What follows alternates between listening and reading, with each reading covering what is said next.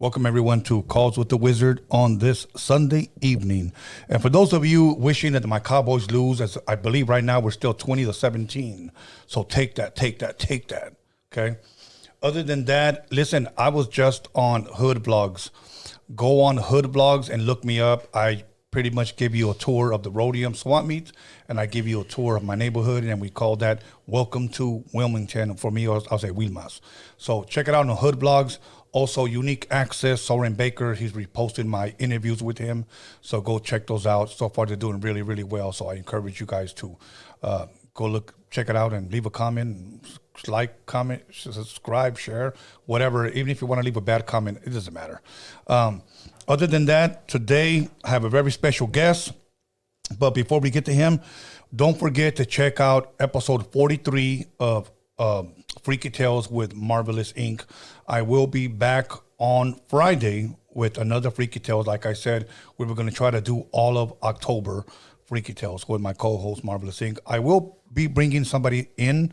I'm not sure if it's going to be this week or the following week, but I'm going to try to bring someone into so that we can pretty much talk the whole paranormal thing. But anyways, eventually we're going to get to the phone calls, so we're going to chop it up for a little bit.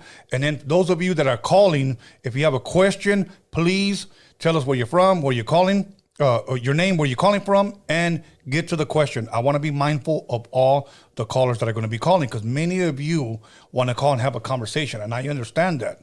But I'm very mindful of everybody else that wants to call, because usually when somebody's on for about 2-3 minutes, I miss about 20 calls. So please be respectful of that. So, and anybody on the live chat that tries to come on, Tony A.DA, Wizard, we all know who that is. Just stop it, okay?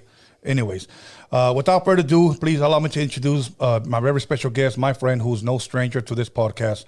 Once again, DJ Dominator. How you doing, brother? What up? You know what? First and foremost, I want to bring something up that I think you're going to trip out on. Okay.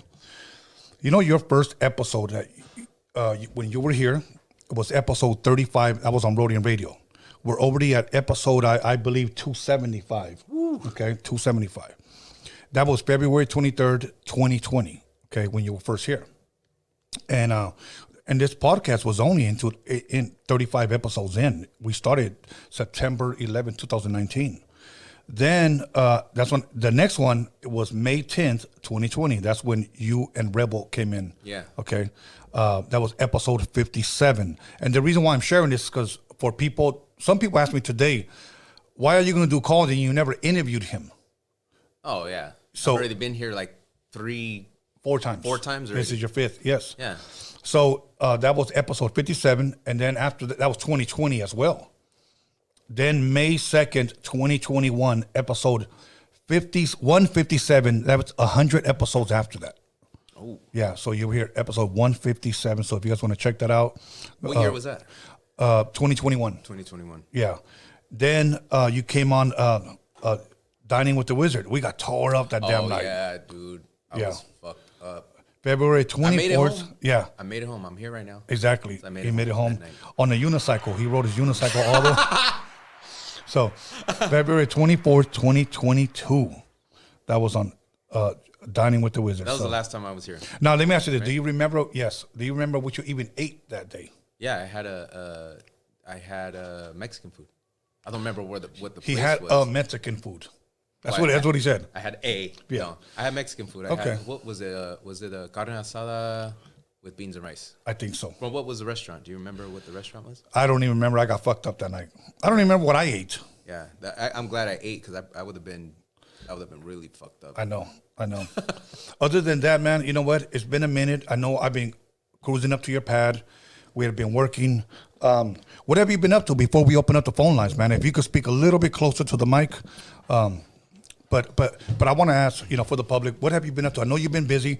Name some of the projects, some of the artists that you've been working with. It's kind of bring us up to date what DJ Dominator has been doing under the radar. I've been working on, I actually been working on my next album, following up the Time Traveler with another funk album. So while I'm doing that, all the artists that come through, certain artists that come through, they've been jumping on it. So I have a lot of people. Oh, really? Yeah. Yeah. Okay. Can you give some away, or you want to wait? I could give a couple away. Okay, give us like 2. Well, this last week, Carolyn Rodriguez was over, and I'm working on something for her oldies project. She's doing an oldies project. Okay. With they were doing like samples and stuff like that. So what I did was what did I flip? I flipped the stylistics. Payback as a Dog. Remember do you remember that one? The very beginning of it. I took it and replayed it. Original. How's that coming out? It's coming out dope, dog. We're putting I'm gonna put live drums on it, everything from the ground up. Okay. I'm trying not to do it in the box with the computer and all that shit. Everything live. So she jumped. I did that for her, and she jumped on my project. Okay. And what are the artists? Give us one more. Desi. Okay. Desi Hollow. Yeah, I did a couple of tracks for his next project, and they're dope. I think we flipped That Girl. It's the Stevie Wonder, That Girl.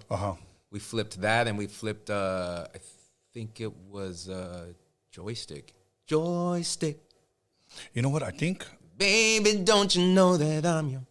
I think he might have even released that already. Did he or no? I don't think so. Because I didn't send him the stems yet. Okay, no. He released something. If he did release it, then he released it off an MP3 beat. No, but there was something that he posted on his page that I thought that's what it was. But anyways. Oh, no, he killed it, bro. He killed the stuff he did for me. He killed it. Oh, yeah? Mm-hmm. Other than that, I know I had went up to your spot with Magic Girl. She's another one that jumped on the new project. Yeah, and we need to go back because I told her well, let's just say she'll be here soon, so we can talk a little bit more in depth when she comes. But as far as she wants to release 7 songs for like an EP, I said we need to do at least 11 or 12 and pick the best 7. Don't just do 7, even though she knows that. But I want to go back to your spot and have a little bit more hands-on. No, it's always good to have more instead of just doing 7 and then you're like, oh, this one's a filler. Fuck a filler. Right, exactly. Yeah, fuck a filler. Yeah, fuck a filler. So, okay, so now and you've been doing shows? You've been performing? Here and there. Okay. Every once in a while. Now, do you take on every show or just the ones that you feel? No, I don't take on every show, bro, because sometimes I get busy or I'll have something booked already. And if someone hits me up for a show, I mean, obviously if the price isn't right, I'm not going to do it. You know, if they're not respecting me with giving me a respectable price, I'm not going to do it.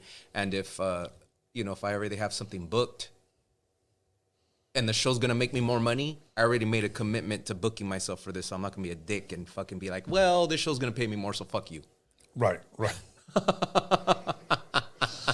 So Central Coast Click album. There's people that are calling you out saying, when is that album coming out?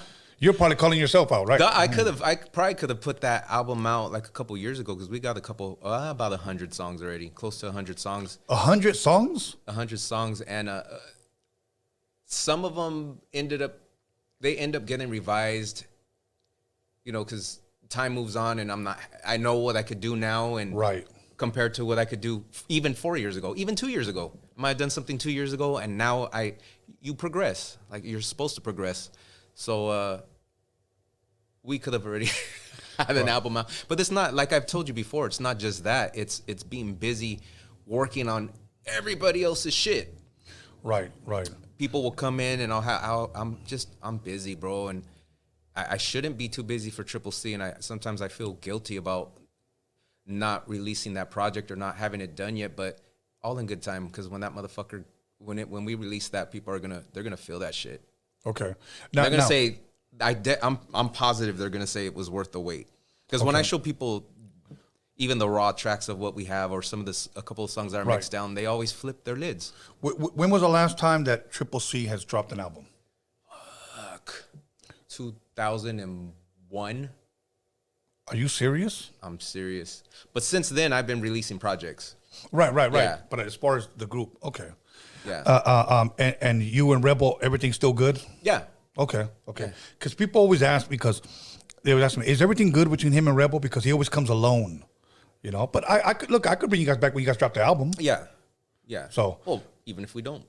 Right. Okay. Well, but let's be hopeful that you're going to drop the album. But you said you wanted some tri-tip.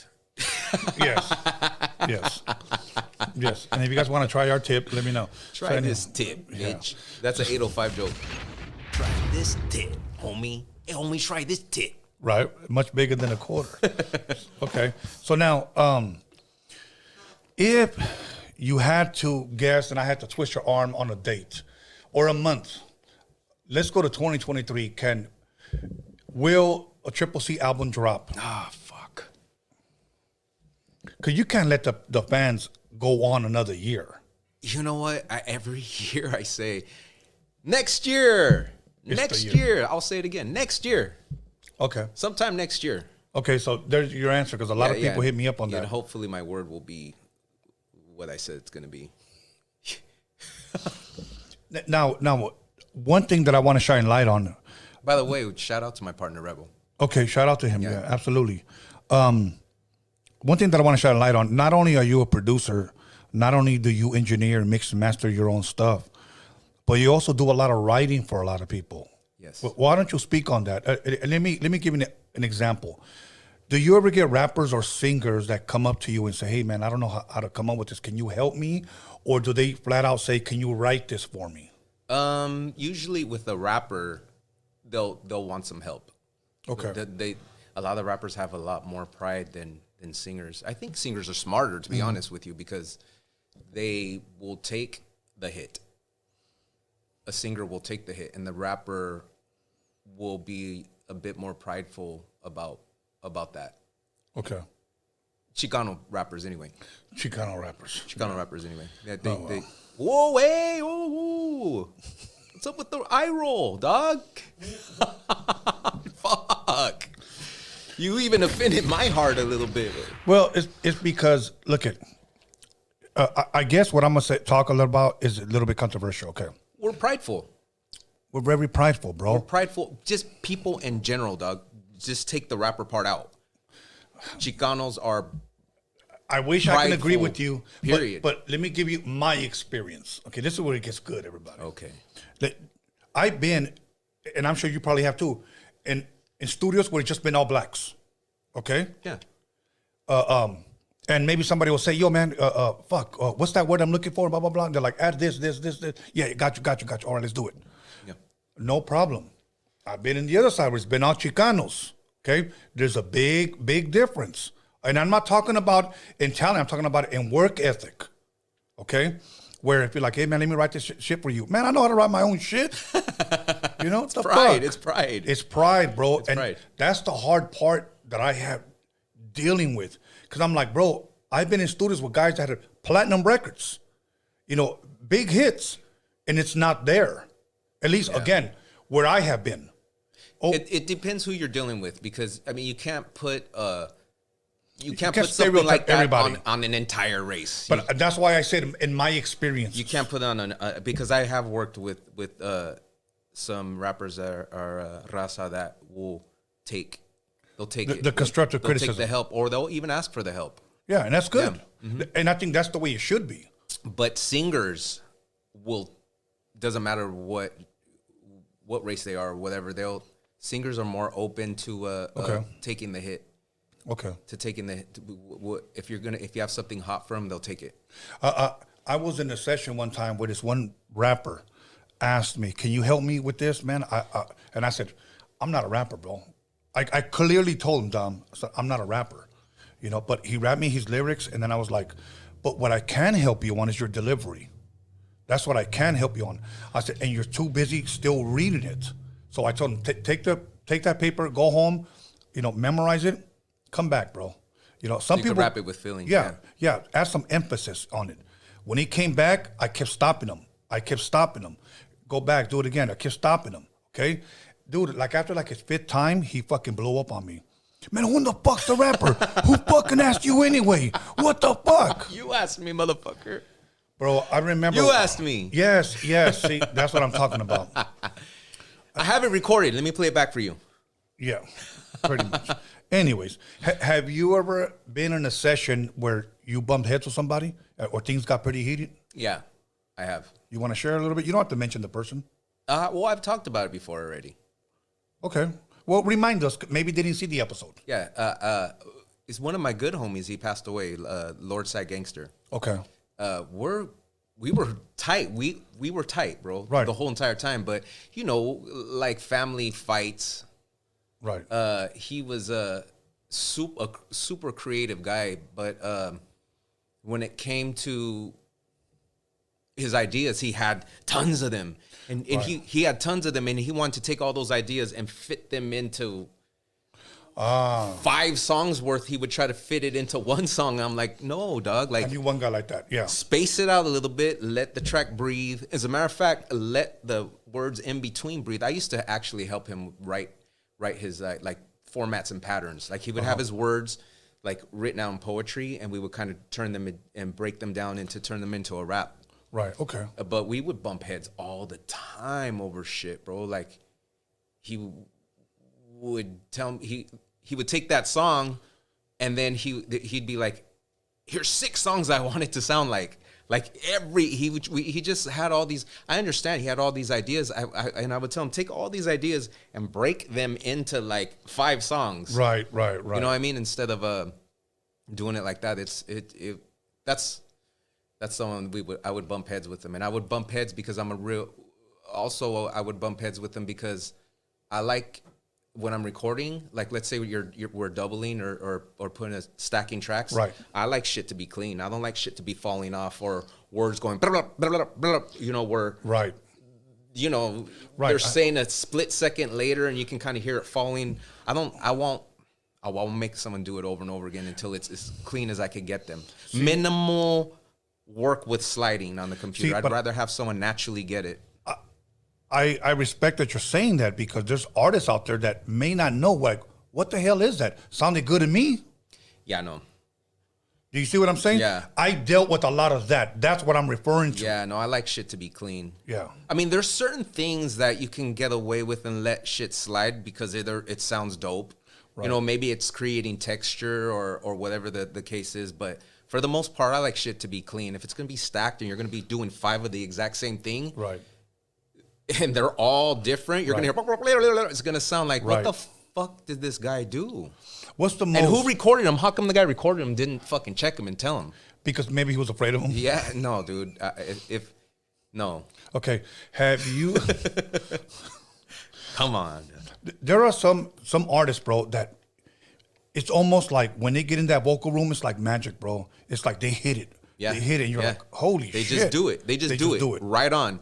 Like, and that's one thing that me and Lordside we would fight about that because no, it sounds good. I'd be like, no, motherfucker, it don't sound good. Yeah. It don't sound good. I'm telling you, the cleaner you get it, the better it's gonna be, you know? Yes. And afterwards he would listen to it, he'd be, okay, you're right about this one. Yeah. You're right about this one. You know what? And let me say something to the public that's watching. Maybe you have a producer out there, maybe you have an engineer, maybe you're a rapper and you're experiencing this with your producer.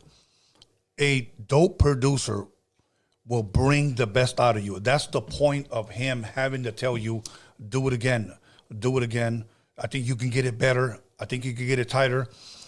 That's one thing that I've learned from this generation, working with them or seeing them in the studio. To them, sounds cool to me. Yeah.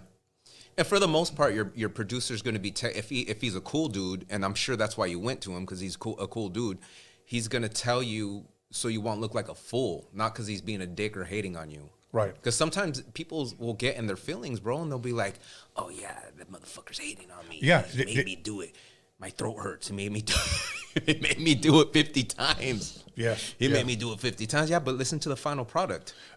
You know what? One best example that I think that our people could understand, when you watch La Bamba, remember? I didn't hear the difference in one of them. Exactly. Exactly. But that producer knew what he was getting out of him. Yeah, no, he knew. You know, so, and it takes a certain producer that has the ear to like, I know you can give me better. You think it's cool, but wait till you hear the finished product. Yes. So. Another good thing to do is after the finished product is done, show them an early take. Yes. And they'll be like, oh, fuck. Yes. Just so they'll know, not to make them feel stupid, but so they'll see this is why. So next time when we're recording, right, you're going to go from this to this, before and after. There you go. You got a before and after picture right there. Okay, I'm going to ask you a serious question. I want you to be honest with me, okay? Pertaining to music, production, and rapping. Say that a rapper walks up to you and says, hey, man, I want a couple of beats from you. I'm a rapper. He said, okay. And what can it be? I want some funk shit. Okay. So let's just say you give him a funk track. Okay. You haven't heard this guy rap, but he asks you how much for a track, and then you say, let's just say hypothetically, say $1,500. I'll track you, mix it down, whatever. Okay, goes in his pocket, $1,500. Okay, cool. He pays you. Let's go. Let's go. When we're done with this one, I want at least. I already know it's coming. I want at least 3 more. Okay. Okay. Cool. The money's good, but he goes in there. Your track is fucking banging. And then he starts like, I walked out the house and what did I see? A bunch of police staring at me. I told that son of a bitch, yo, I ain't rich. Yo, here's my AK, you know, and I make the whole say, hey. Now, be honest with me. Okay, I'm gonna be honest. Would you continue to take his money or would you just take a track back and return back his money? I've been in situations like that. That's why I'm asking. I would let him keep that track. I would let him keep that track, and Okay. I would take the money for that track, because I already gave him my word. I'm that kind of person that Okay. if I already told you I was gonna do this, if I told him we're gonna do 3 tracks, and he sounded like that, I already told him we're gonna do 3 tracks. You know what I mean? If I already said that, I'm not gonna be a dick and take my word back. Okay. That I mean, Have you ever I'm not after those 3 tracks though. I'm done. But if I already said I'm doing this, and it doesn't matter if he's bad or not, I already, Okay. you know, but I wouldn't do that. I would want to hear him first. Oh, okay. I wouldn't already. You wouldn't put yourself in that position. But if I did put myself in that position, I you know. Now, have your you- word is your word, homie. If you can't keep your word, then you're a piece of shit. Have you ever worked with somebody like that where you were just like cringing? Yes. Yeah. Don't say no. Yeah, don't ask me who. No, I'm not gonna. I'm not. I think we all have. Of course.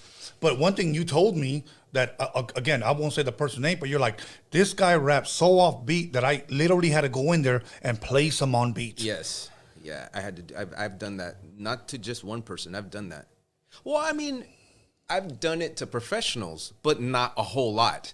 They might have just been out of pocket. But let's not compare those two. No, yeah, Okay. no, I'm not going to. But So when you have to take a whole 16 bar and, like, and then chop it the hell up and then put them in the pocket. Yeah. Or else rap their rap and then use your rap to guide where as a reference to Yes. so you know where it's each syllable is supposed to fucking be. Okay, here's another question. I'm going to ask you. Do you believe that you work with certain artists that shouldn't be rapping? Yes. Yes, I have. Yes, I have. What do you think it is about rap that makes a person say, Bro, I've worked I wanna with- be a rapper? I've worked with singers that shouldn't be singers. I worked with singers that shouldn't be singers that when I'm done with them, they sound dope. see, but they're not dope. But they're not dope. But Okay. they're not dope. But I mean, sometimes a lot of shit that you hear is, a lot of it can be that way. A lot of people are fooled by the end production of a good engineer and a good producer. But my question to you is, what do you think it is about rap that makes somebody say, I want to be a fucking rapper? And you know what? Even though I may not be that good, but I think I'm hard, and I think you can help me, Dominator. I think maybe. And I was gonna say something, but I don't even believe that. I was gonna say because it's probably less work than singing, but that's not true. It's not true because it takes a lot of work to. If it's really good, it takes as much work to put a rap album together as it can a Right. R&B album. So that wasn't a good answer. I don't Okay. know. I think people just maybe they see the lifestyle or they see their homie doing it and they think they can do it too, maybe. Right. And their homie's is too nice of a person to tell them, bro. You know, and I know, Stop. and I know people out there that are listening are saying the same thing, bro. You know, you hit the nail right on the head. There's people out there like that have no business rapping. Okay, Yeah. now had a guy, I won't mention his name. In the '90s, he was a baller, big time baller. He has a little homie that was a decent rapper. And when I say decent, on a scale of 1 to 10, 10 being great, 1 being terrible, he was probably a 3. Oh, Okay, He didn't have a voice, but you know what? One thing that he did have, he can rap on time. He just was not that good of a rapper. So I did some tracks. That's a lot. Timing is a lot. Right. Is a lot. It's a lot. Timing is one of the biggest parts of why it's timing's a lot. Yes. So I went ahead and produced like 3 or 4 songs, and he just sold it at the swap meets and stuff like that. And he actually did pretty good. This guy saw all the clout and the little, if you will, ghetto fabulous fame that he was getting. He wanted that. So now the baller comes up to me and he goes, "Hey, bro," and he said it in these words, "I want you to make me a rapper. I want to be a rapper. I already know how I want to shoot my album cover and everything." Fuck. Now, keep in mind, this is when there was no social media. I think today that there are people, that don't really care about making money.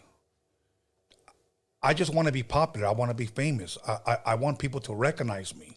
You don't think that it's the, like there's that quote that says, attention is one hell of a drug. You don't think that some people just have that problem? Yes, definitely.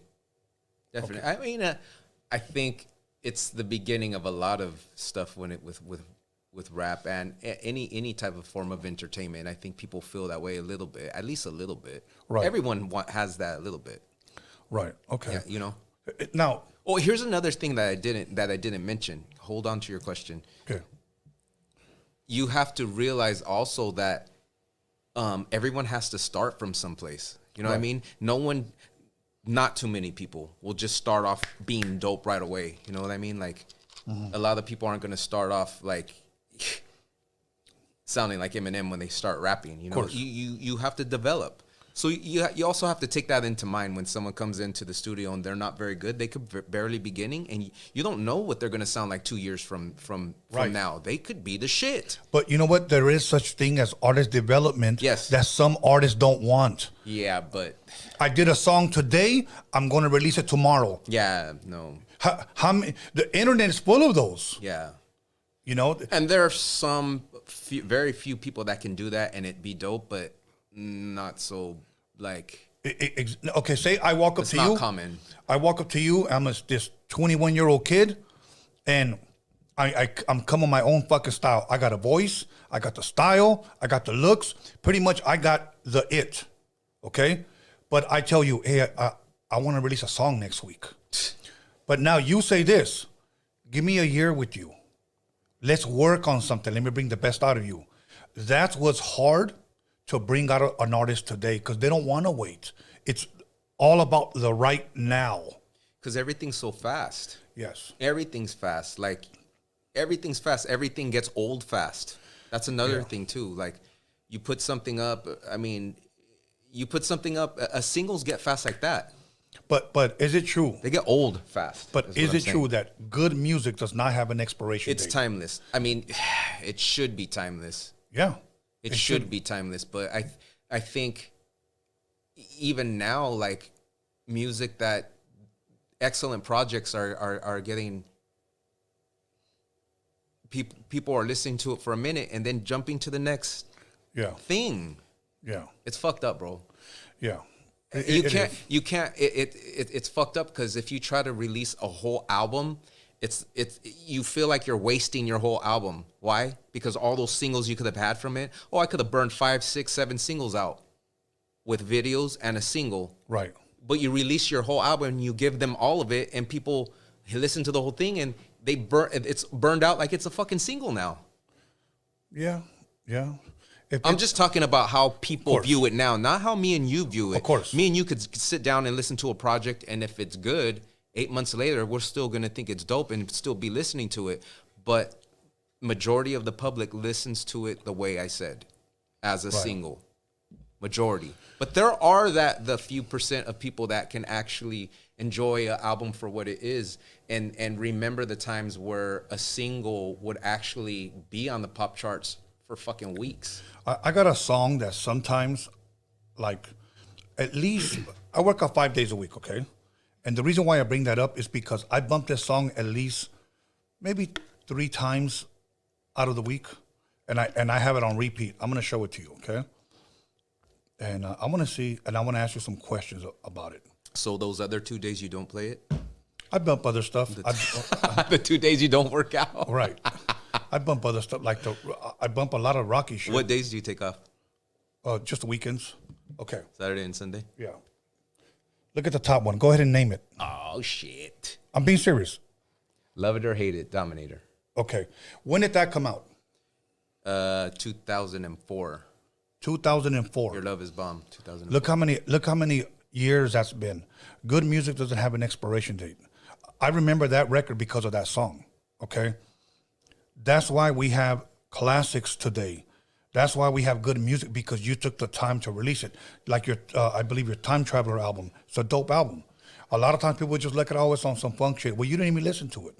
Yeah. You know, today, I just think when I talk to rappers, oh, we're releasing another single, and then another single, and then we're releasing another single, and then I release another single. I read rappers that tell me, oh, I got 2 albums that I'm releasing next month. You know, it's like, I'm trying to understand this generation of rappers, of music. And I still believe the old school way. Single, you drop the album, you work the whole fucking album. Believe it or not, for a good year, when you know that that's a good record. Yeah.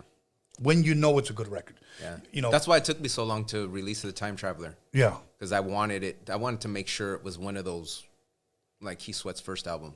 Yeah, of course. His first album, the whole fucking thing, dog. Yeah. From beginning to end. And only his first album. Yeah. The other albums have some good songs on them. Like 1 or 2, maybe. But that first album, bro, Teddy Riley fucking got off on that shit. Yeah. And when I when I created The Time Traveler, that's what I had in mind. Like making one of those albums that you could just let the whole thing play. That's what makes a classic record. And barbecue and just play the motherfucker again. Right. Yeah. No, that's good. Yeah. That's good. So now, other than that, anything else you're working on before we open it up for the calls? Anything else you want to promote? Anything you want to share? Yeah. I actually brought my artist with me. Okay. And wanted to talk a little bit about the stuff that we're doing with her. Her name's Lucha. Okay. And another chair. Actually, right there. You guys don't have to share the mic though. Yeah, we'll share the mic. Okay. Give me the mic. Let me see. Give me the mic. As closest to him as possible, because that's the camera will be able to pick her up. So, but we don't have an extra pair of headphones when we take calls, so just to let you know. Okay. Yeah. Okay. Can you get her in there, Alex? Everything good? Okay, go ahead and introduce her, bro, and then. This is Lucha. This is my artist, and we're actually working. We are working on a funk album for her, and it's pretty much like a female version of The Time Traveler. Okay, and how long have you guys been working on it? So far, it's been 2 years. Please. It's been about 2 years now so far. Now, somebody may ask, now let's be honest, somebody from this generation may say, what the fuck, 2 years? Or why does it take 2 years? It takes 2 years for me because I'm busy as fuck. Right. Okay. Hey, fair enough answer. And not only that, we're making sure that it's that the material is one of those from, like we were just talking about right now, from beginning to end albums that the whole fucking thing is dope. And sometimes it takes that long. Right. There's one song that we have right now that I kind of feel is like a filler. If I can't get it to be what I want it to be, it's gonna get the boot. Right. And you know what's funny, bro? Because, you know, ever since Prince passed away, they've been releasing a lot of his music. But that's music that he probably saw like you did. They're fillers. It wasn't meant to. Yeah. It wasn't meant to see light. Right. Now, for something like that, say the album drops and the album is doing great, okay? Would you ever consider, like, you know what, these songs that didn't make the album and just throw them out there? If I could get them to a place that's worthy, yeah. Okay. Maybe as B-sides. Maybe as B-sides, yeah. Okay. On 45s. Okay, that'll work. Because I'm still planning to release 45s on That's good. joints that deserve to be on vinyl. Okay. Time Traveler should be pressed. Absolutely. And is she going to have any featured artists, or is it just predominantly all her? We haven't. It's just been her so far. We haven't even done a duet yet. Okay. Yeah. Not for for my album we have. Yeah, but not for mine. Okay. Yeah. And Yeah, It's coming. It's she's coming. another artist that's on my next album. okay. Now, when you say next album, the Time The new Traveler funk style. album, Okay. yeah. Okay. And when can people expect possibly this? See, he's already laughing. 2023? Yeah. Okay, when would you like it out? I would like it out now. Okay, see? But yeah, probably sometime next year. Okay. Yeah. Sometime next year, summertime maybe? That would be great Yeah. because some of these tracks, man, they're great dance tracks. Okay. Do you have anything released right now that the public can watch or listen? Not yet. You have to wait. Okay. I told her that I thought it would be good if we had a few singles done before we even release one. Like maybe at least 5-6 singles and 5-6 videos for each song before we even release one. We already have one video and song done already, but Speak a little bit closer to the mic, my bro. Oh, my bad. You're driving my engineer crazy over here. Sorry, dog. Go ahead. Now, Sorry, dog. It's all good. Go ahead. Distorting going into the red. What was I saying? You were saying sorry, Oh, dog. we already have a video and a single ready to go already, but I don't want to release it until we have a few more loaded up Yeah. to be able to To release. release some back to back. I don't want to just have Suspense and then I nothing. don't want to have one single and then fucking 6 months later another single and then say, hey, by the way, we're the album will be out in 2 years. Like Right. Okay. Are you close to being done? we're about halfway. Oh, okay. That's another year. I already know. So We're moving pretty quickly on her shit though. Yeah. okay. Yeah. Oh, not only that, here's another thing. There's a lot of live instrumentation going into her album. So it's not just shit that we're doing on the computer or sequencing on an electric keyboard. It's musicianship. We're playing guitars and fucking playing drums on a fucking drum set, not on a fucking On a drum machine. on a drum machine. Like, Yeah. so I mean, it's a human sounding album, bro. It's like it's not mechanical. Okay. You said it was like the female version of Time Traveler, right? Yeah. Okay. But a little more live, I would say. A little more live. Now, would you consider her a singer? Or the reason why I'm asking this question is because I've asked them on a previous episode, and for those that didn't listen or didn't watch that episode, like for an example, Triple C, Central Coast Click, do you consider your guys a rap group? Yeah, I guess so, yeah. Okay, see how the answer, I guess so. Time Traveler, is that a rap album? No, Okay. definitely not. Okay, so what genre would you call this? You just say funk? She's a singer? Is she going to be doing? You know what? I would call it like early 80s R&B / funk, because there's stuff on there that sounds like I said before, like Evelyn King and Patrice Rushen and stuff like that. And that shit it has elements of funk in it, but I say Right. it's more like our early R&B and soul. Okay. So that's where I would place her under early R&B and soul Right. with some funk in it, because there's definitely some funk shit in there. Okay. There's some shit that sounds like Bar-Kays, but there's also some shit that sounds like SOS Band and fucking Patrice Rushen and shit like that. Okay. Now, would you consider yourself a rapper? Not just a rapper. I have that under my belt. Yeah. I would Okay. say it's under my belt. I have Okay. too many hats to just only say I'm a rapper. Okay. Now, the reason why I asked it because somebody wanted me to ask you that. I know I've asked you that again on previous episodes. I have it. It's there. It's Okay. there. But am I just that? Fuck no. Okay. I'm very proud of being a rapper though, Okay. of having that under my belt. Now, how many songs do you want on this album? Without looking at him, 8 or 9. 8 or 9. 8 Okay. or 9, yeah. 8 or 9. That's old school ways because EP was a 5 or 6 EP. An album back in the day was 8 or 9. Okay. I was We're thinking close. 10. Okay. 10. Yeah, I was thinking 10. Okay. We're 10. close.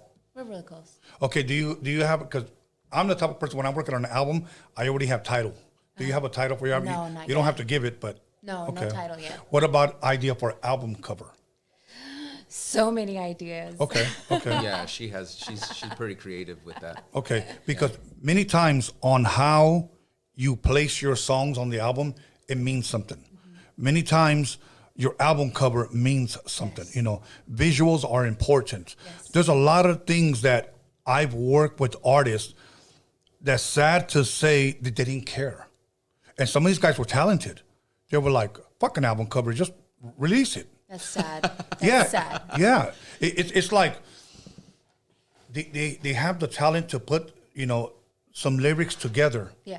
But when it comes to creativity outside of that, everything just goes blank. Yeah. What do we need a video for? If people are going to bump it, they're going to bump it. It's artwork. It It's should art- yeah. all be artwork. Yeah. Yeah. We're going to call it the Gray album. Yeah. We're going to call it the light blue album. It's so progressive. Yeah. Anything other than that before we start taking phone calls, my bro?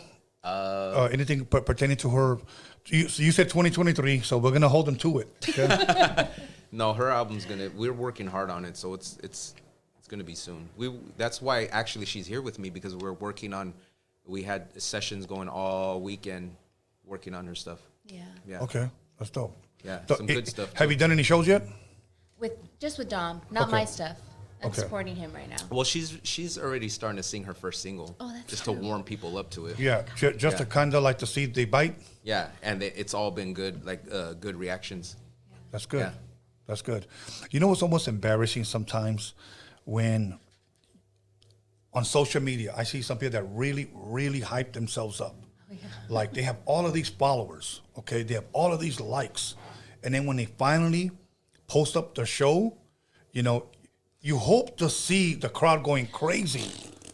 That's exactly it. Yeah. I seen people with chairs like this. Because they're bored, or because there's very few people?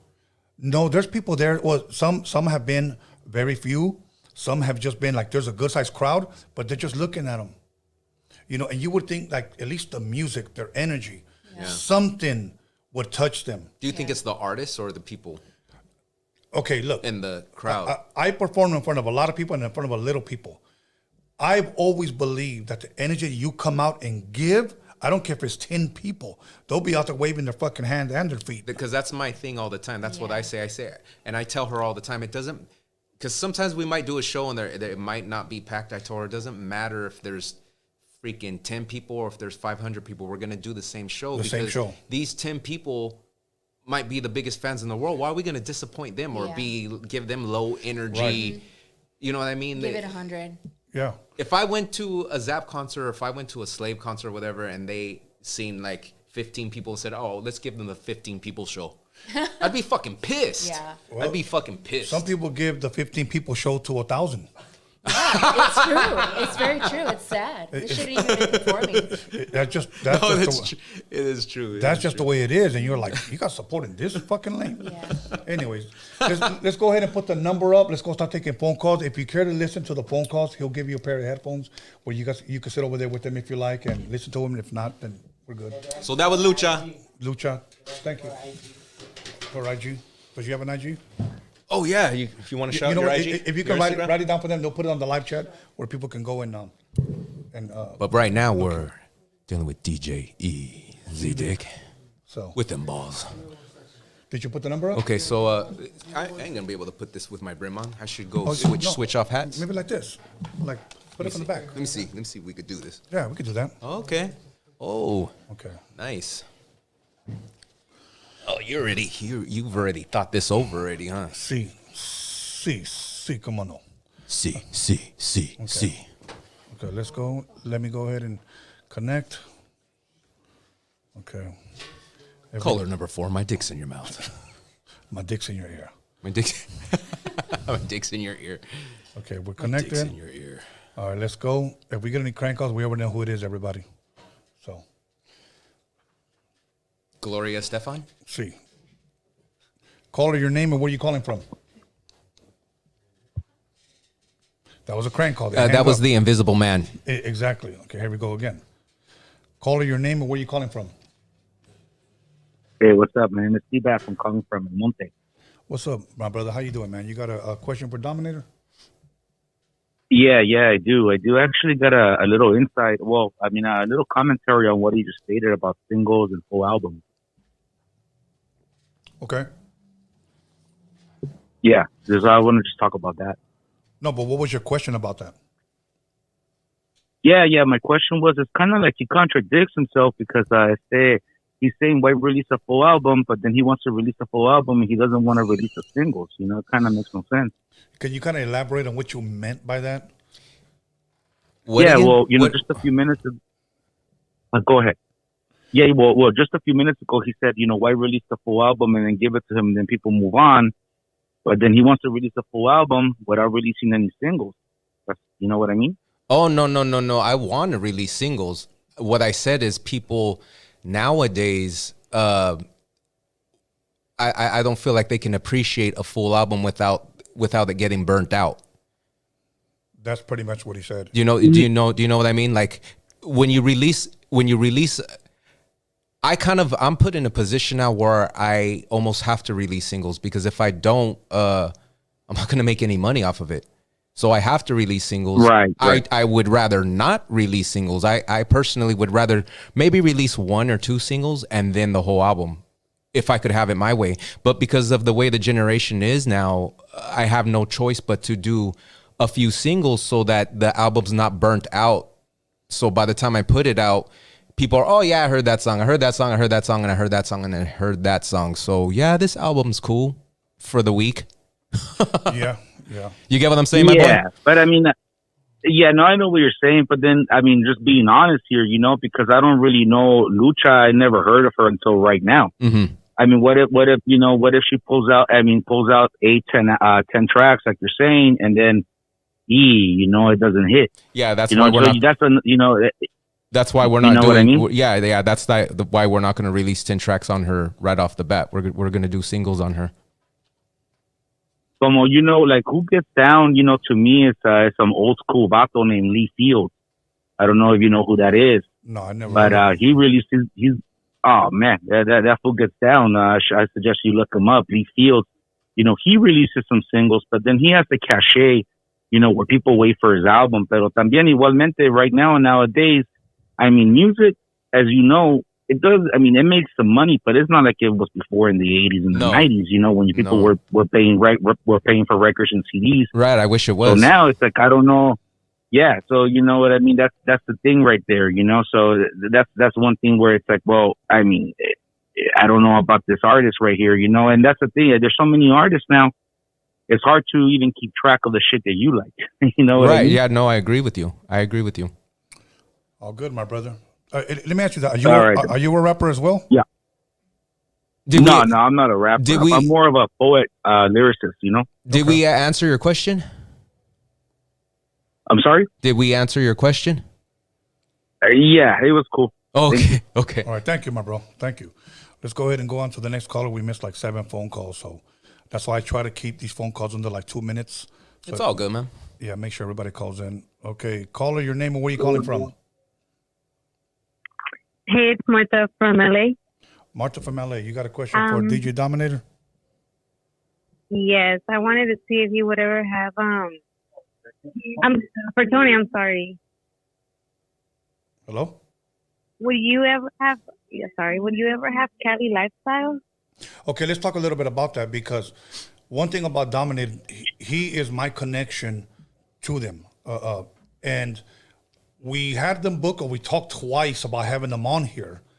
And I believe, correct me if I'm wrong, Dom, I believe one of them was able to make it, one of them wasn't, and then the other one could and the other one couldn't.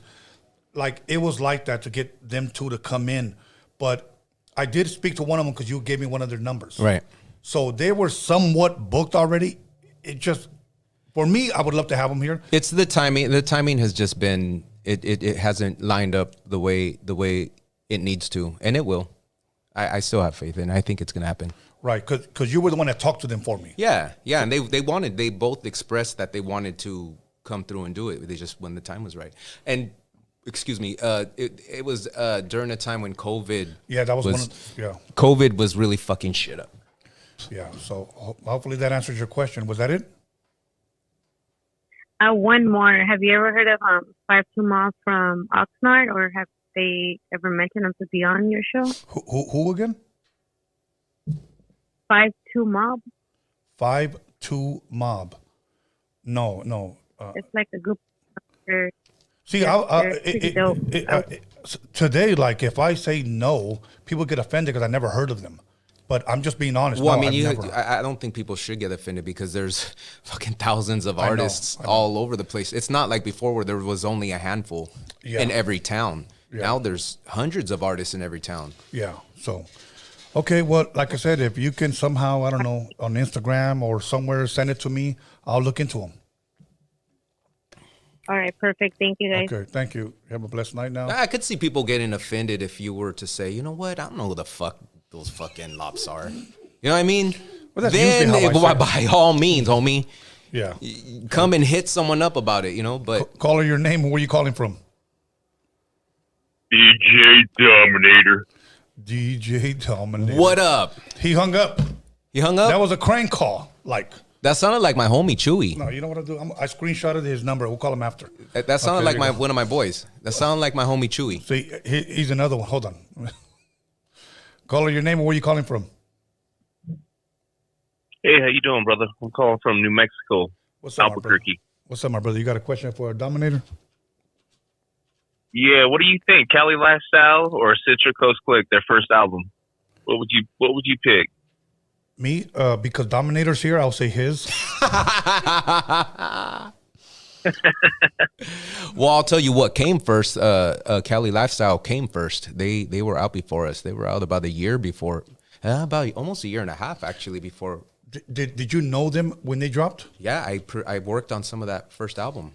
Oh, see, I didn't even know that. Yeah, I did some scratching on it and a little bit of co-production on some of the songs on there. Oh, that's dope. That's dope. So I guess I'll still have to go with Dominator. Yeah. Thank you. That's dope, man. Tony, hey, keep it up, man. Thank you, my brother. Have a blessed one, homie. Yeah. All right, let's go. We had like 2 people, but I screenshotted that number, so we'll call it back after. Don't think you got away, homie. You left your number. DJ Dominator. Okay. Caller, your name and where you calling from? Adrian from West LA. What's up, my brother? You got a question for Dominator? Yeah, Dominator, what is your next project? My next project, as far as one of my projects, or in general with working with other people. Well, now that you mentioned that, with working with other people. It's hard to say, man, because it depends what gets done first. Right now, I want to say Lucha is the next project. Okay, cool, man. And Tony A, I've been a fan for the longest, man. Love your stuff, what you did with back in the day with, with High C and the rest of the fellas. Any plans of you, getting back and doing, music with any of the folks that you work with in the past? Yes. You know what? I will say this. This is how crazy this business is, bro. That we can say, say that you're an artist that I worked with in the past, okay? As soon as we talk money, everything changes. Got it. Money changes everything. And it sucks because back then the music was different. We had managers, and the management will take care of that. You guys just work together. I'll deal with his manager, vice versa. Yeah. But when you're taking care of your own shit or you tell someone straight out what it is, it's people get offended. Yeah. So it's, or they're like, oh yeah, cool, homie, I'll give you a call back. Okay, like for an example, a High C record. We had talked about doing another record for years. We had talked about how we were going to distribute it. We were talking about doing another High C video. I was going to direct the videos. I was going to do all the production. But when it came to like, okay, how are we going to split this? He was like, well, I can give you this much percentage. Now it's, I can give you. And I'm like, but I'm doing everything. Yeah. So that business part is the messed up part. So. Yeah, it was cool when it was my manager can talk to your manager and they can get they'll have my people talk to your people. Yeah, that was a cool thing to be able to say back in the day. The business part today is just different, man. Mm-hmm. It's just really different. So all right, but you know what? I won't take any much more of your time. All good, my brother. Yeah. Go ahead. No, I'm just saying the bad part is. Thanks a lot, man, for the call. Okay, bro. Yeah. Have a blessed one. All right. The bad thing is just that today, bro, the fans are the ones that get pretty much ripped off because the fans want to hear it. Yeah. But if we can't come to terms, so it's not going to happen. Yeah. Call her your name and where are you calling from? My name's Daniel from Santa Maria. Daniel from Santa Maria. How you doing, brother, man? You got a question? Yeah. Good. Yeah. No, I was watching that interview with can't remember Thorin Baker. Oh yeah. And my question, my question was because you mentioned that you record mixtapes with a lot of different like the young MCs, the NWAs, and all that stuff. Yeah. Did you ever have any run-ins with Ice-T? No, you know what? The most that I had with Ice-T was that I just been to his shows in the 80s, and I just recently went to a show like 2 months ago to go see him and support him perform. And he's still killing it, bro. Ice-T, Wow. Ice-T is still gangster on the motherfucking stage, bro. Like, and he's in his 60s now, bro. And you would think that maybe he's mellow. Hell no. He's still about that gangster shit on stage, man. So he's a real one, man. Yeah, he's a real one. Ice-T's dope, man. Yeah, so.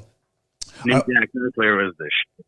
Yeah. Yeah, that's the godfather of gangster rap right there. Yeah. For sure. You got a question for Dominator, brother, or that was pretty much it? Yeah, no, that was it. All I could think of. All good, my brother. You know, it's funny. You calling from his hometown. Oh, yeah. All good, my brother. Santa Maria. All right, brother. Hell Thank you, yeah. man. Much love, Santa Maria. Yeah, hell yeah. All right, bro. Have a good night. And by the way, you guys, the Eagles won, and I'll take my loss, okay? The Cowboys lost, okay? So if you guys want to kill on me, go for it. I don't care. Are you going to be in a bad mood now? No. You know the difference between me and Raider fans when they lose, that they want to bang and fight and fuck up anybody. Me, I just relax and drink. Oh, yeah, they go hard on Caller, your name and where you calling from? Instagram. What's up? This is Jay from the Bay up here in the Bay Area. What's up, my brother? You got a question? What's up, Dominator? Yeah, I heard Dominator mention Barcade earlier in his interview. I wanted to ask him what are his like top 5 influences from old school soul group. What is the top 5 group? Oh, that's a good one. Top 5, the Barcades, Rick James, Prince. I got 2 more to go. Slave. And let me make this last one count. Cameo. Bro, I was gonna say you better mention Cameo. Yeah. Yeah. Those are my top 5. Yeah. Yeah. And there's more, but those are the first 5 that come to mind, Doug. That's a good question, homie. Definitely Prince. So yeah. Appreciate it. Thank you, man. Keep up the good work. Thank you. Thank you, Doug. I appreciate that. Let's keep it pushing. Let's go. We had a couple of unknown calls. We already know who that is. Let's see. I want somebody to call in and like really ask some good questions. That was a good question. I like that. that. No, that was a good question. I like that. I appreciate those questions. I appreciate those callers. So let's see. Okay. Caller, your name and where you calling from? What's up, Alex from Orange County? What's up, Alex from Orange County? What's up, DJ Dominator? What's up, homie? Yeah, I still bump your shit from the beginning. I forgot the name of the album, and I always bump it. I'm so stupid, but I'm trying to download the Masterpiece. Old Triple C shit. Yeah, old Triple C, only old Triple C. Yeah. I'm trying to download the Masterpiece, but I just can't find it anywhere because I have the Apple Music, whatever. But big fan, man. I'm 40 years old, but I'm a big fan from back in the day. I was listening to that like in 6th grade till right now, even at the gym. I still bump it on replay every day. Thank you, homie. I appreciate that, man. Yeah, that's Masterpiece is actually one of my favorite albums from that we have from the Central Coast. It's one of my favorite. I think it's when we stepped our production up and started making beats from the ground up instead of not so much sampling but replaying them. And you know what? I gotta look. Sounds like that right now. I gotta look into what's going on with that album and why people aren't able to download it and shit like that. It has a lot to do with the label, and 2 labels are kind of fighting each other over who's gonna put it out, or two guys that were part of the label are kind of battling each other on who has the rights to be putting that out digitally. And if you ask me and Rebel should be the ones putting that shit out digitally, but I'm gonna look into a little bit more and figure it out, bro. But what were you gonna say right now? You're gonna say something. No other music, Chicano music, or sounds like that. You're like like the Mexican Nate Dogg. You're just like the true one, you know? To me, it's like, that's the only, like, when people say, hey, Chicano rap with DJ Dominator, that's it. Thank you, homie. Thank you, dog. So, I appreciate that. Yeah, man. Thank you. Much respect, brother. Okay, you guys have a good night, man. Gracias. Thank you for the call. All right, brother. You want anything else to drink? You don't want a beer? I'm good right now because I got to drive all the way back, I dog. know. So, I'm just trying to be hospitable. Caller, your name and where you I calling from? actually do want a beer, but I got to drive back. Hey, what's up, you guys? This is Miguelito's Tattoos on Instagram. Miguelito's Tattoos on Instagram. Go ahead and give yourself another shameless plug. Hell yeah. That's how you do it, dog. Hey. Hell yeah. Hey, Tony. Hey, this time I got two questions for you, Tony, and two questions for the nominated. Let's go. He's a nominator. Denominator. Right, I've been called denominator about a good 10 times in my life. Okay. Yeah. Go well, that's the lower number, right? The lower part of the number. The bottom. We got me there. Go ahead, bro. All right. All right. Here goes, Tony. All right. Hey, Tony. Do you know who Villain, Daffy, and Listo is? No, I do not. Okay. Now goes back to my question to Dominator. You got it right. All right. Yeah, because I had to wear my glasses, man. It's all good, homie. All right. So look. Do you know who Daffy and Villain and Listo are? Where are they out of? Okay, look, I don't know exactly, but this is how, look, trip out on this. It goes back to music because I didn't know who these people were until I fucking listened to the song back in like 2009 when I was in high school. Uh-huh. And fucking I didn't know that was Bozo that fucking featured in one of their songs. Oh, shit. So, yeah, Bozo's dope. I always heard Bozo, like his old school, like that's what I'm talking about from, it used to be a High Power, right? Yes. Yeah, so that's why I mentioned that because they were members. I'm guessing they were members because they came out on that song that's called "We Don't Play" by Bozo, Daffy. You're gonna have to talk to Bozo about that. Okay. Yeah. So just to make this quick, I was asking because I didn't know who Bozo was until I was like, hey, that guy does sound like Bozo. So that's when I found out, oh, that's fucking Bozo. But I've been listening to Bozo for a while, so I just had to throw it out there because you guys from High Power. And one last more question before we go. Are you willing to throw a freestyle here on Roadium Radio? Actually, he already did. Remember, Your Love Is Bomb. Oh, yeah. He already did. But do you want to give us a little taste of honey? A little taste of honey? I could sing something. Just give us, I don't know, what, 4 bars? A little something. Little something. For Miguelitos on Instagram. We taking you back with that old school. With throwback Sundays, man, we so cool. We taking you back to that old school. With throwback Sundays. Yeah. There we go. Let's give him a hand clap. Okay. He's the Mexican Prince. Next time he's going to be wearing a trench coat, G-string, and boots. Charles. Thank you, my bro. Okay. Let's go. I got to make, let me see. Here we go. Special call. Okay. Hello. Caller, your name and where you calling from?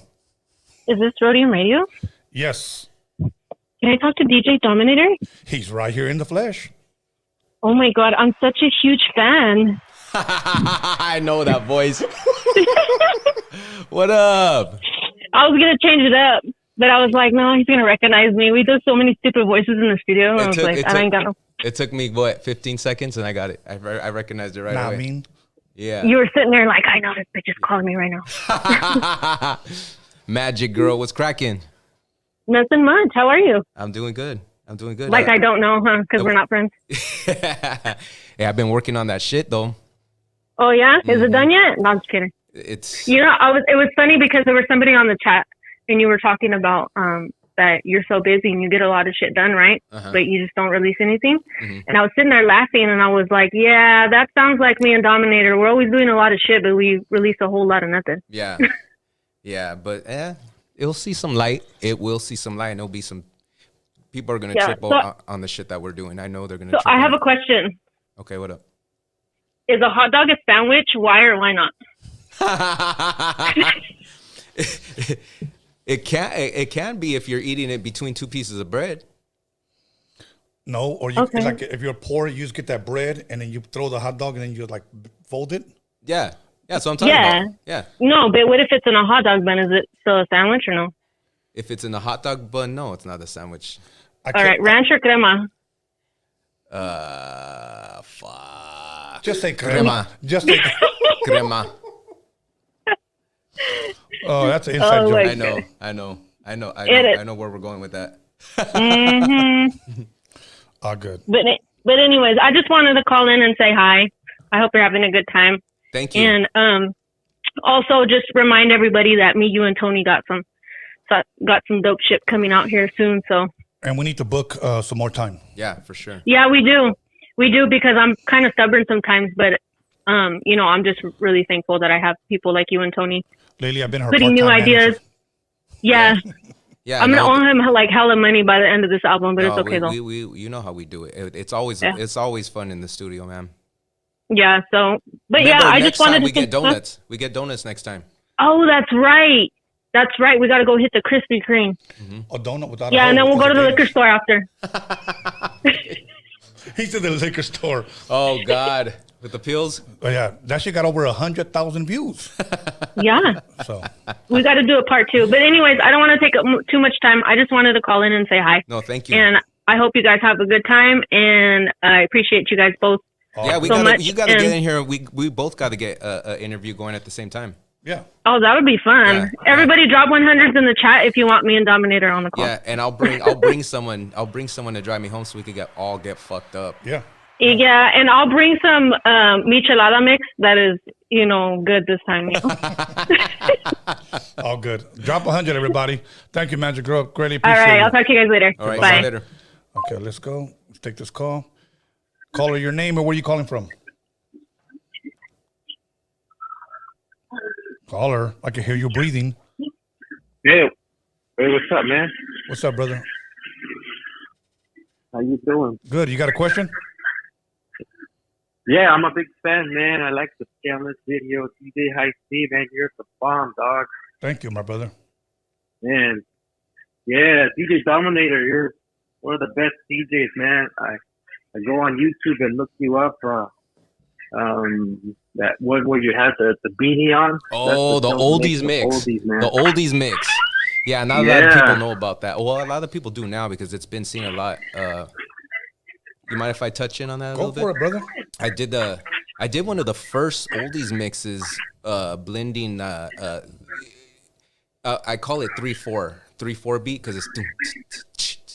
Yeah. And those are hard. That's some hard shit to mix. It's kind of like Spanish stuff. Yeah. The waltzes. It's a waltz. Yes. So anything like natural high. I'd rather go blind, like all shit like that.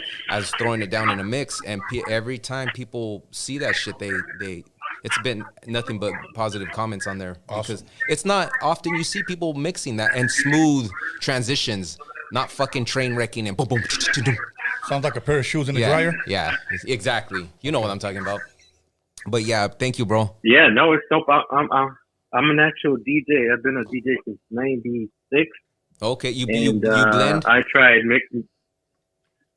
I mixed. Yeah, I mixed. What did you think when you saw I made it into when you saw me blending those? What were you thinking?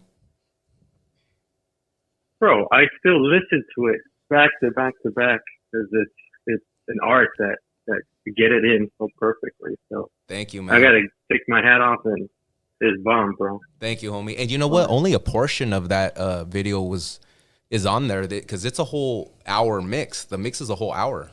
And I think, if I'm not mistaken, I think only about 15 minutes of it's on there. But you know what? I'm gonna okay. I'm gonna do a studio version of it and I'm gonna release it because that was live. That was me doing it live. But I'm gonna do a studio version of it with editing and all that shit. And I'm gonna make it. I'm gonna release it to the public, the whole thing. That'll be dope, man. That'll be dope. And man, thank you for my call, and much love, and I appreciate you guys. Thank you, homie. Much love. Thank you. Okay, let's keep it pushing. We missed about 9 phone calls. Let's go. Caller, your name and where are you calling from? Hey, yo, what up? I'm calling from the 805. What's up, my brother? 805.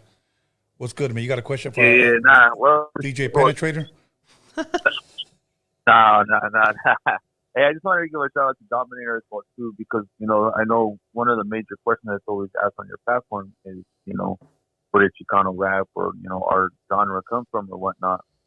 And I want to say, like being here from the 805, like Dominator, that Triple C, CLS, they definitely put a big step in that movement as well too. And I think as well too, the 805 gets slept on a lot with all of the talent, not necessarily in the music industry, but also in general and a lot of other stuff out Yeah. here. You know what I'm saying? Like, there's a lot of talent that's out here, but at the same time, I think we keep it private, because we see a lot of other stuff. I could say like in other areas that they go through, because they're all bumping heads and again, on a lot of other platforms, a lot of stuff is brought up. Why do we always kind of pull each other back? Like why are we hating on each other and stuff like that?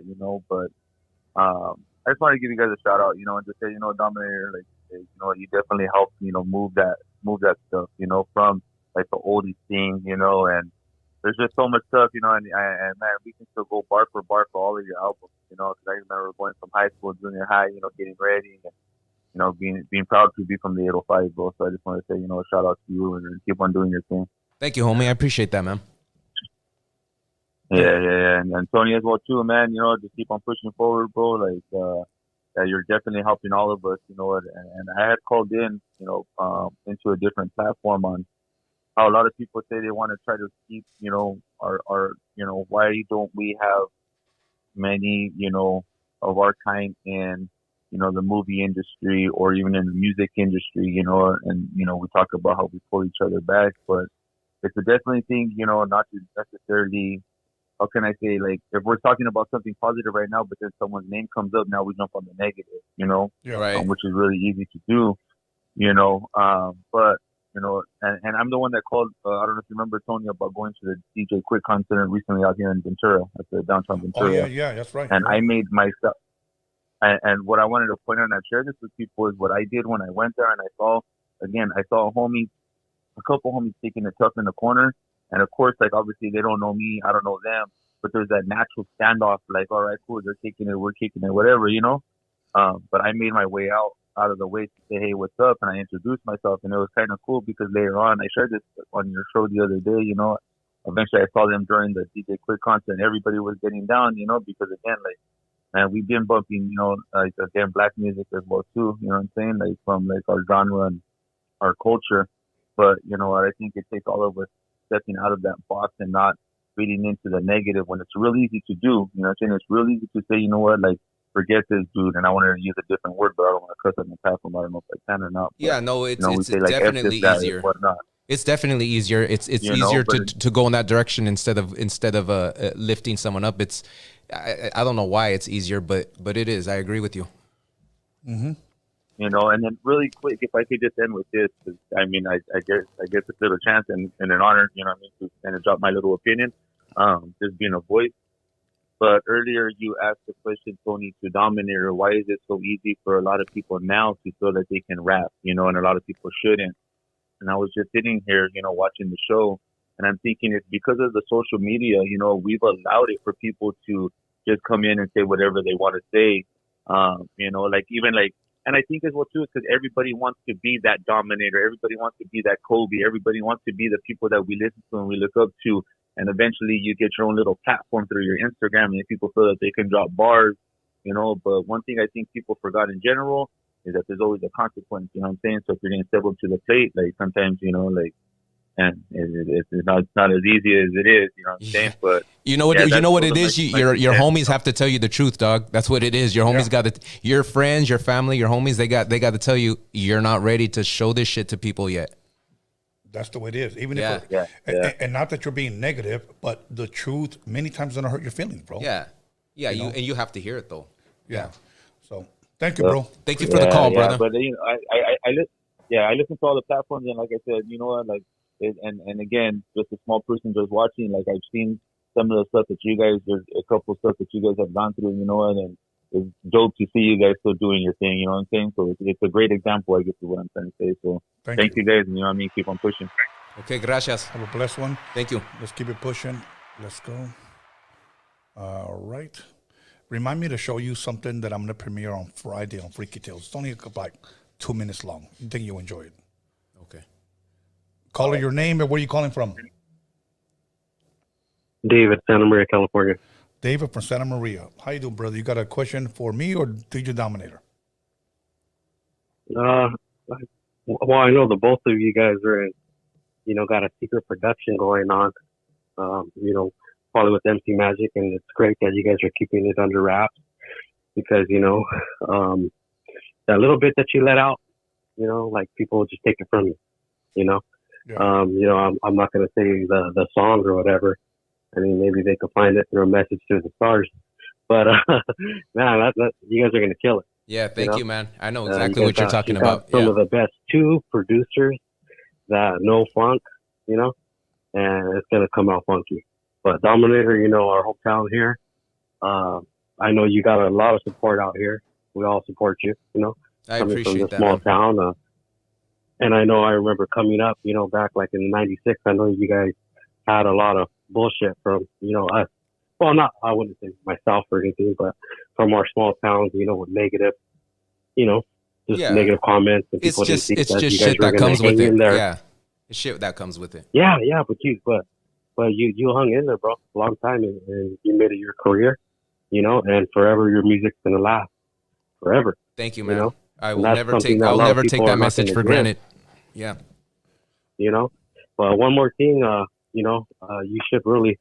I don't know if you and Dreamer still do music, but like, you know, I was hoping to have heard him maybe on the Time Traveler album that you put out in 2020. Mm-hmm. You know, with Rebel, it was great to hear him even come out, you know, because we haven't heard him for so long. And it just takes us back to like a time in 1999, 2000 of hearing all that, you know, neighborhood funk.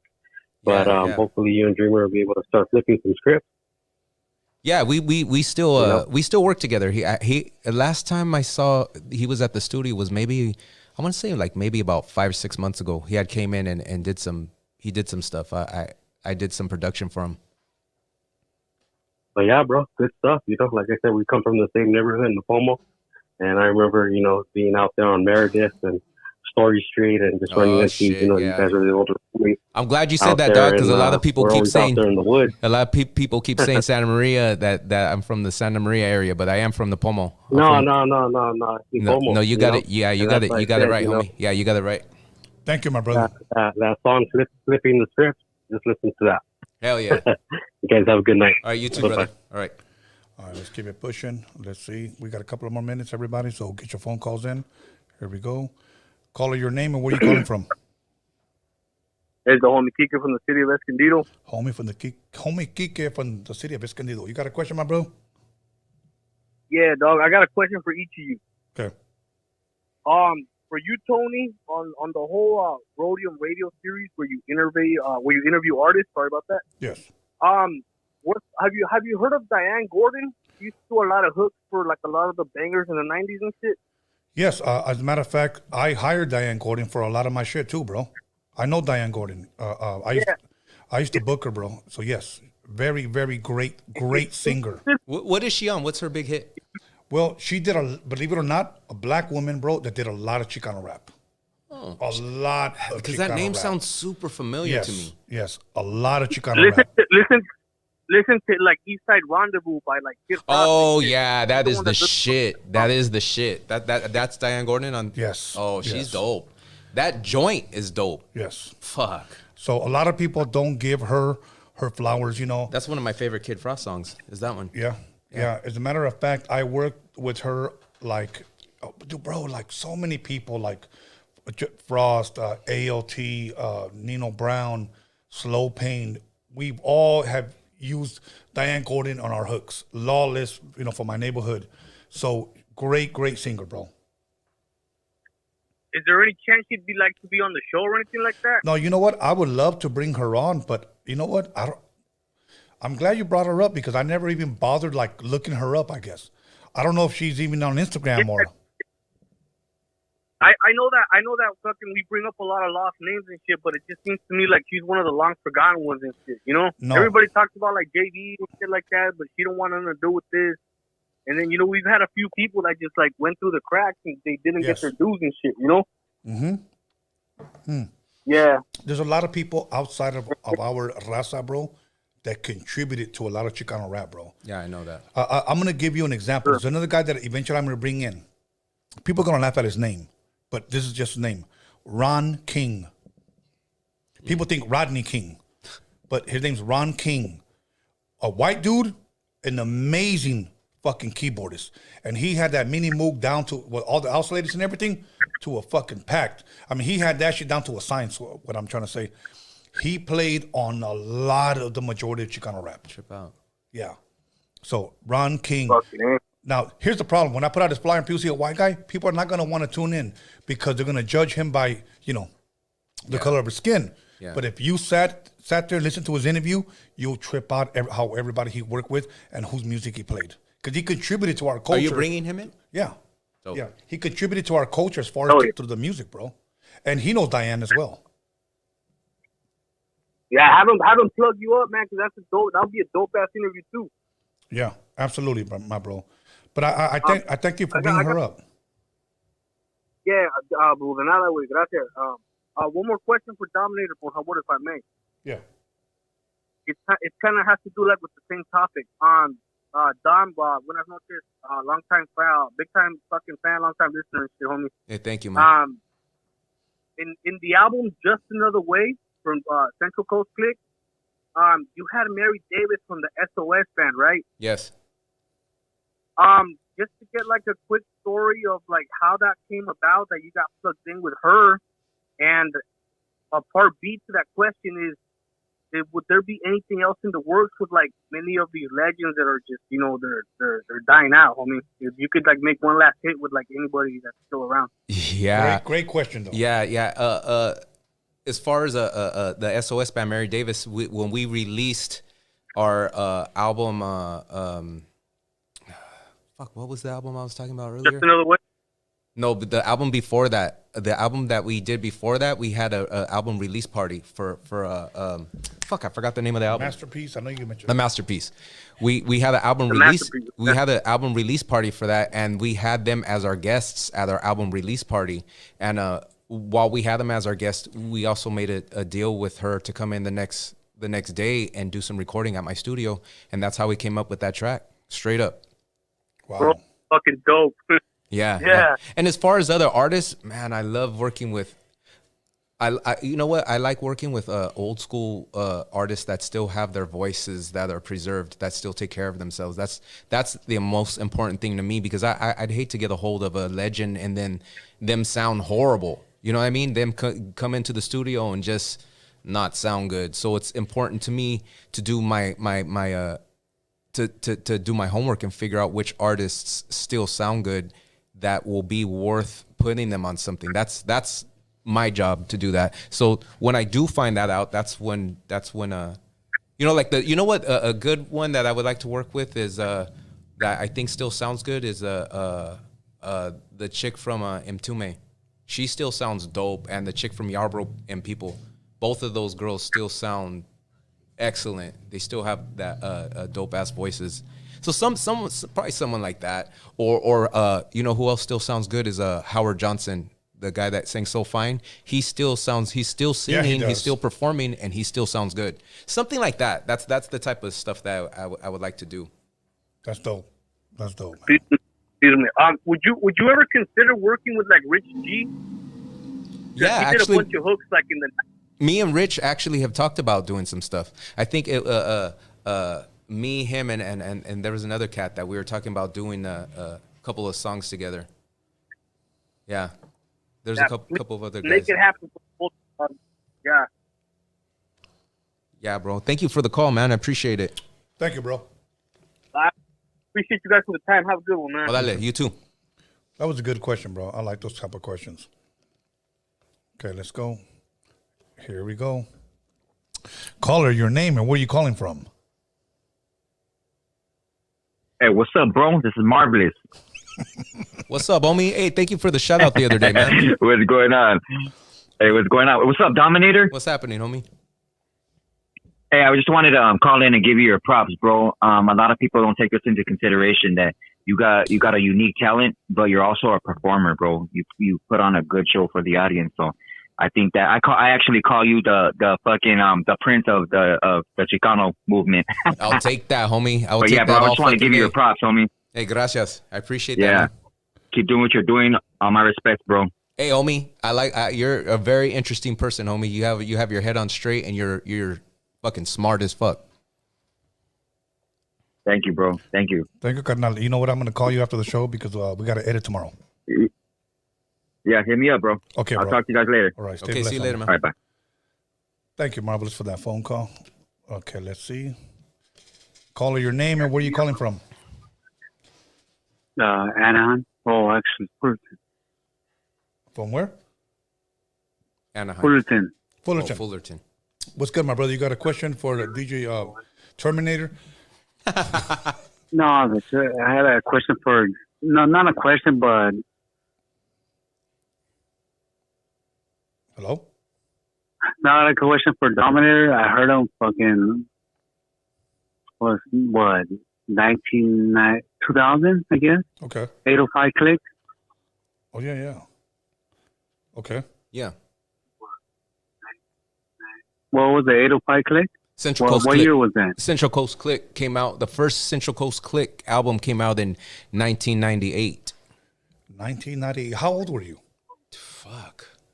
In 98. If you were born in 68, that means no. Fucker. Yeah, my bad. Well, that album came out in 1998. I was a young man. That's it. He was young. I was a young man. He's still I just remember you know what I remember? It was the 805, and it had I don't know what you guys put on there. It was the Aztec calendar? Yeah, or the Aztec Mayan calendar. Yeah, it was the Aztec calendar. That was the first album. It was Aztec? Yeah. Yo. Yeah, we did I that. remember that We shit. did that album out in my bedroom, homie. All the homies would come through, and we would just fucking get fucked up and make music That's all dope, day. Dominator. Yeah. I remember that shit because that's like. Your phone keeps cutting out, big dog. Yeah. Sorry about that, but yeah. It's all good, homie. It I happens. just want to thank To the you best of us. because I remember 805. Yeah. Yeah. All good, my brother. Is that it? You had another question or you good? No, I'm just good. I remember this guy. I just want to know what year that I listened to him. You know, okay. I remember the Aztec calendar or Mayan calendar, but I remember that the logo on there, the 805. Yeah. And the logo on there. Yeah, and I was like, that what album the was fuck? called This is Underground for Life.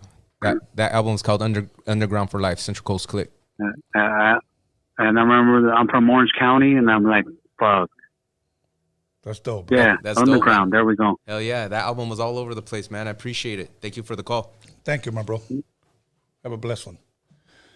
All right, cool. Let's go. We got another call. Caller, your name and where are you calling from? What's up, fellas? It's the Snowman from San Pedro. The Snowman from San Pedro. How's it going, Dominator? It's going good, homie. Thank you. I'm glad to be here. Quick question. What are some of your early influences? Like for me, it was like I remember DJ Henry, the Baker Boys. As far as a DJ or as far as artists? DJs, like actual DJs that that were doing their thing when you were coming up. Some of my favorite I think the Baker Boys. I remember listening to some of the Baker Boys and being influenced by some of their mixes and I really liked their phone calls. They would have people call in and rap over. I liked that shit. That they'd have people come in and just yeah. Remember they had like a rap night. What wasn't it? Roll call. Roll call. That shit was dope. It was dope. I liked that, and I haven't seen anything like that ever since that. Like that. Right. The way they did it like that. Did you ever listen to them when they were in Bakersfield? I don't think so. No. Okay. Yeah, I think you got really popular when you got out here. Yeah, that was pre. That was pre. I think they were on one of those stations. Was it Power or what was it? No, the Power 106. Yeah, it was Power. Yeah. Okay, so Baker Boys would be one. Give us like two more. Egyptian Lover. Okay. Egyptian Lover. Dre. I'm talking about their early Dr. stuff. Dre and Surgery. Surgery. When they were cutting and stuff. You know what? Any of the DJs that did scratching, even Rocket, like Herbie Hancock and I'm trying to remember that DJ's name. I know him because I was just watching a little interview on him.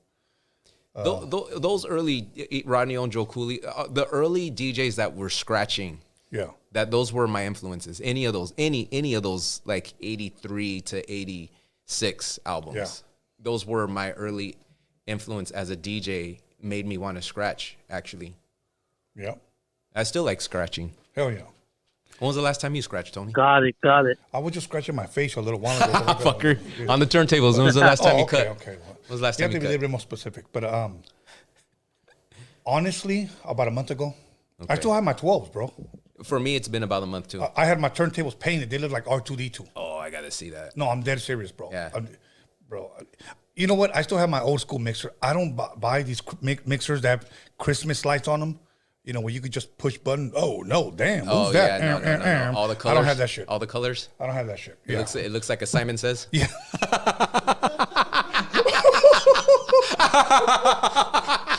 That was a good one, Bro, it's true. It's true. Oh, Simon Says, mix this song. So, fuck. What kind of mixer you got? Just a Newmark. Oh, Newmark. That's it. I'm old dinosaur. Yeah. Anyways. Newmarks are dope. Caller, I'm hopefully he answered your question. Hey, that was a good question, man. Yeah, that was dope. That was dope. And I got a second question.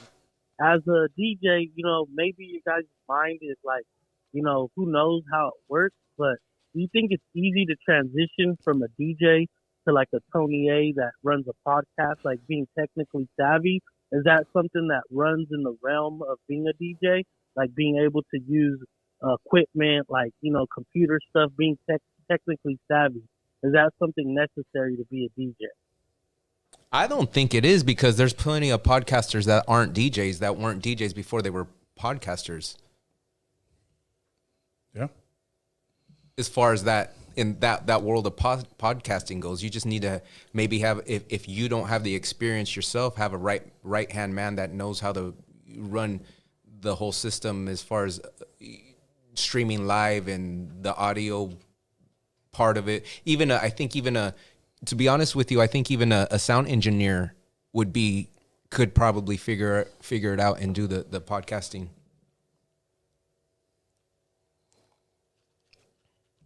Hello? I don't know if you're still there. Hello. Let's go to the next call. Caller, your name, where are you calling from? Hey, my name's Fred, calling from Soledad, bro. How you doing? Fred Segura. I recognize that voice. Yes, sir. What's up, my brother? This is nothing, the nothing, man. How you guys? No, you call him a Soledad prison or just doing, Soledad? No. Just the town, bro. I'm not locked up. Okay. No, you know what, man? I have a question for Dominator, bro. The question is, bro, what distributor did you guys have, bro, back then? Or were you guys doing it like, doing the footwork to get it to the mom and pops and stuff like that? Are you talking about when you guys did the first album? Okay, yeah. Actually, the distribution that we had was pretty much what distribution did we have? Well, it was 805 Underworld Records, so I think the owner of was pretty much the distribution. The owner, he was Oh, okay. Yeah, he would switch off with other. They would trade CDs and sell to other vendors and stuff like that. So it was kind of like an underground thing. Yeah. Yeah, but you know what? But you know what? A lot of the distribution was mom and pop swap meets throughout any area that had Latinos in it. To be honest with you, that was the biggest distribution was the swap meets. No, you're right, bro. Because back then it was different, bro. Because okay, look, the thing was in '97, June of '97. Mm-hmm. I came out with, well, now you would call it a mixtape. I just took a bunch of beats, did an album. I had a cassette printed out and everything. And then, like, a couple of months later, like, going into, like, 98 or whatever, then I saw your stuff, bro, in Salinas at a place called Street Beat. No, Music Zone. Mm-hmm. And then I was like, damn, these guys got a CD printed out. Like, damn, and I thought I was bad with cassettes, bro. You know what I mean? But you guys had it going on, bro. Yeah, thank you, man. But it just, it's good to see, bro, that a lot of the stuff, you know what I mean? Like, I remember seeing your stuff out here. I remember seeing Kelly Lifestyle out here. And everybody was getting distributed, you know what I mean? Like, through underground stuff. And this is before social media. You had to be out there, selling CDs, doing, pushing them wherever you could, dude. It was different. It's different compared to now, you know what I mean? But yeah. I commend you. I give you props on what you're doing there, and good to still see you doing it. I've heard some of your stuff, bro. Hey, you got some nice stuff, bro. You got, you know what I mean? I like that vibe you got going on, bro. Thank you, homie. It's a good deal, bro. Thank you. Hey, you guys take it easy, man. I'll talk to you after, Tony. All right, brother. Good night. Stay blessed. I think three of the biggest underground distributors would probably be Murray, Tomas, and Royalty. Okay. They would probably be three of the biggest distributors. Talking about Royal Tetas? As far as the underground. Okay. The underground. Caller, your name and where you calling from? Hey, what's up, man? I'm Paulo Garcia. I got a question for DJ Dominator. Yes, sir. What was the hardest thing about coming up in the rap game other than getting your CDs out there and your music out there? The hardest thing about coming up in the rap game was, I would probably say at the very beginning, getting people to take you seriously. Getting people to take you seriously, getting people to want to listen to your music and getting on shows. Those are probably like two of the hardest things at the beginning, coming up. Oh, for sure. That's what's up. Thanks for answering my question, bro. And what's it called?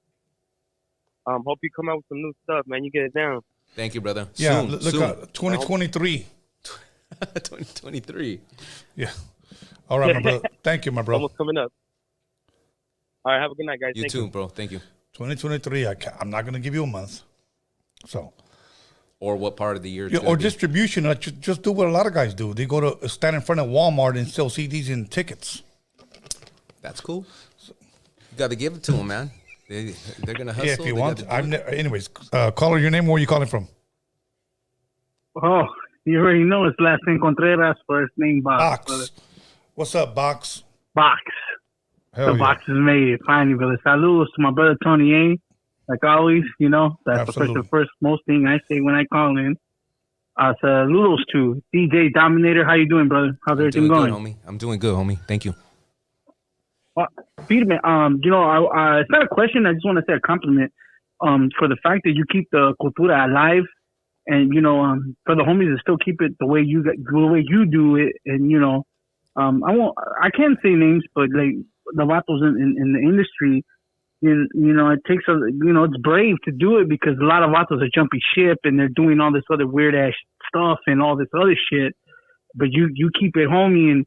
It's not necessarily homie, but Raza, and you don't see that too much now because everyone's just jumping the gun and saying, "Oh, I got to do this to get the views, or do this to get the money, and do that." But you stand tall and do what you're doing. So the reason why for my llamada is to praise you, brother, and say thank you for doing that, man, because that means a lot to the homies, man, to the Raza in general. Homie. You know what I'm saying? Gracias, I appreciate that, man. You're welcome, brother. All good. You're welcome, brother. 28. Like I say, you're my brother. I'm gonna keep it short because I know I was in the chat room. I had to switch my picture because of that. All them were still in there, but I'm the real Box, the one with the real picture on that one, brother. Hell yeah, carnal. Hell yeah. You got it, brother. 28. Like I said, you're my brother, and I'll see you soon, man. Thank you for accepting my call, brother. All right, brother. Stay blessed, homie. All right. Buenas noches. Good night, man. I think people just got to be themselves, bro. That's the problem. Yeah. They're trying to be other people. That they're trying to copy and bite off other people's shit all the time. Yeah. And I think that's what's part of it. Calling your name. Where are you calling from?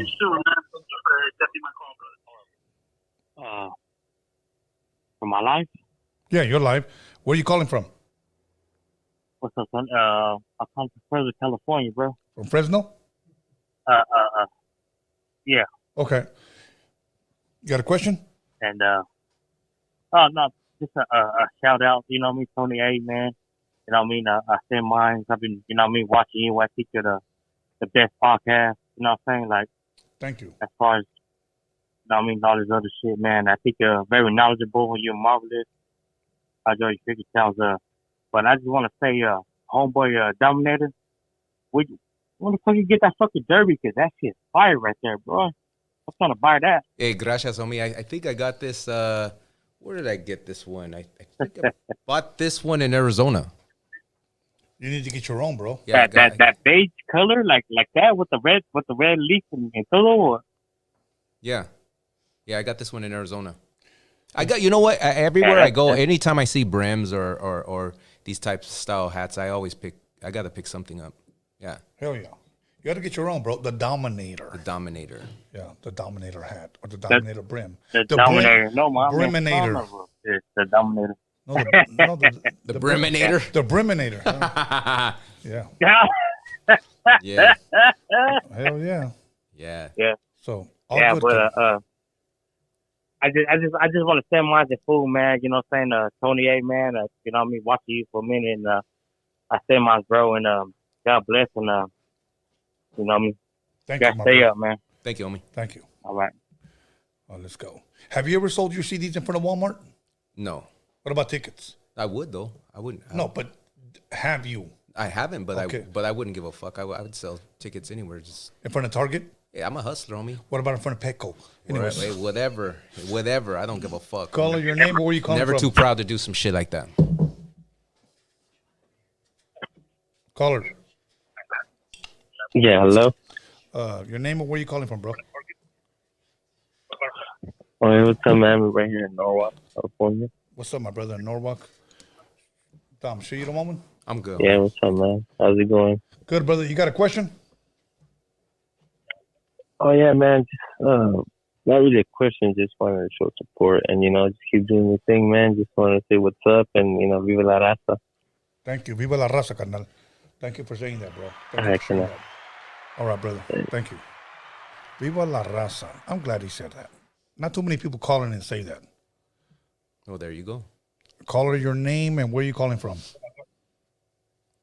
Yeah, hello? Caller, your name or where you calling from? Hello? Yeah, hello? Can you hear me? Yeah, I can hear you. Oh, okay. Oh, hey, man. Just wanted to say that I just want to give props to you, Tony. I want to give props and especially Dominator, man. I'm a fucking big fan. I'm a 40 years old, and just want to give us, props. And I'm not trying to sound like I'm trying to kiss ass or nothing like that, but no, I got you. Simon. No, Yeah, man, I appreciate that, it. And Simon, Caller, where you calling from, bro? Where you calling from? I'm calling from Washington State. Okay. My phone is a 503 area code from Oregon, but usually I still got the same area code. Yeah, we got a big fan base out in Washington. Yeah. Simon, yeah. Anyways, I was just calling to give the props, man. Thank you. You and Tony, and keep up the good work. Fucking, I'm nervous as fuck right now, so I'll it's all good, homie. It's all good. We're all human. We're all human right here. Órale, pues. Órale. Al rato. A rato. Thank you. Let's go for the 909. Caller, your name or where you calling from? Hello? Caller, your name or where you calling from? From San Bernardino. Wicked. All good from San Bernardino. You got a question? Yeah, I'm just right here rolling up a blunt, man, and hell yeah. Fucking trying to say what's up to Dominator, bro, and fucking just say that gracias for all those fucking albums, and all the sick ass rolas that they took out with fucking Cali stuff. Hell yeah. And fuck yeah, it's a 5 weeks to go with that shit up, but fooling around. Hey, thank you, homie. You bumping some Triple C while you're smoking that blunt? Fuck yeah, you know, dog. We hate this super motherfuckers holding shit. You know what I mean? Oh yeah. Dope. Hell yeah, dog. And yeah, dog. Just want to see if you could send a shout out to my perro, man. He passed away. Prime from Orange County. We used to bump to this shit, dog, like crazy. And you know. All good. What was his name, bro? Crime. Want to give a shout out to him? Yeah. This one goes out to Crime, homie. For bumping that triple C shit, homie. I appreciate it. Absolutely. Crime, rest in peace, my brother. Stay up, man, and fuck yeah, keep going, dog. Mucho gusto, you know. All right, Mucho gusto. I'm gonna do that, dog. And Tony, dog, keep going, keep pushing with this shit. You know, like no limit, my boy, and gracias for all this that you do, and all these fools that take their time, you know, to bring to your show and show that love for the Raza and for everybody out there that shows love to our culture, to our music. Absolutely, man. Thank you, Carnal. Really appreciate you, homie. Thank you. All right, dog. Okay. That's dope. You got a lot of support, man. Yeah, bro. You know what? And that's why, bro, I wouldn't be sitting here if it wasn't for them. So, Roadium Radio is them. Yeah, for sure. You know, so it isn't me. It's them, bro. So, and the beautiful thing is that now we have a platform where we can showcase our people. So, call her your name and where are you calling from? Hey, this is Shazzy from Houston, Texas. Shazzy never fails. Thank you for calling in, Shazzy. No problem. I just got 2 questions for y'all. Yes. Dominators, what kind of genre of music have you not done, but you would like to consider doing? Oh, shit. Rock. I'd like to do some rock. How about country? I don't think I could get into country. I got a barbecue stain on my white T-shirt. You know what? I can't even really listen to it. I'm pretty open-minded about music, but I can't do the country shit, man. But I would do rock. Maybe even jazz. Fuck, what about country trap? No, dog. No country, period. Okay. No, Well, that's a good question. That's a really good question, though. I like that. All right. What about reggaeton? I would do reggaeton. I've done some reggaeton. Okay. Yeah. What's that? What about trap corridos? I've heard that already. Okay. Yeah, I've heard some of that. Go ahead, Shazzy. You got another one?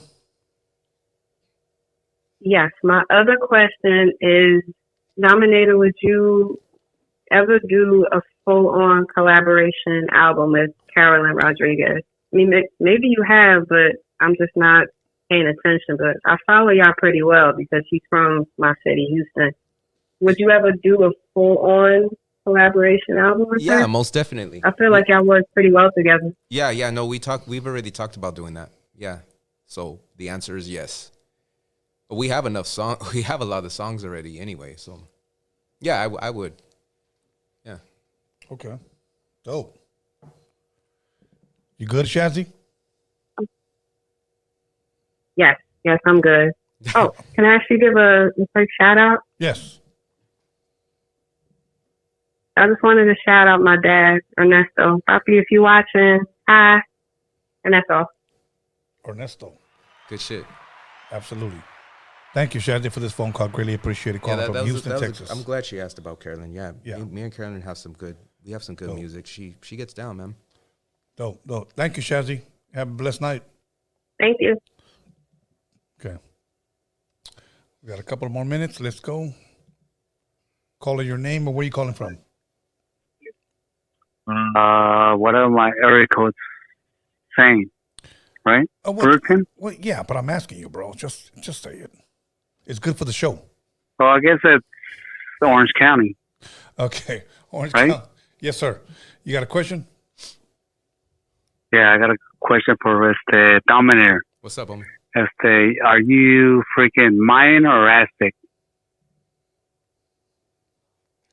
Do you know? I don't honestly, I don't know what part.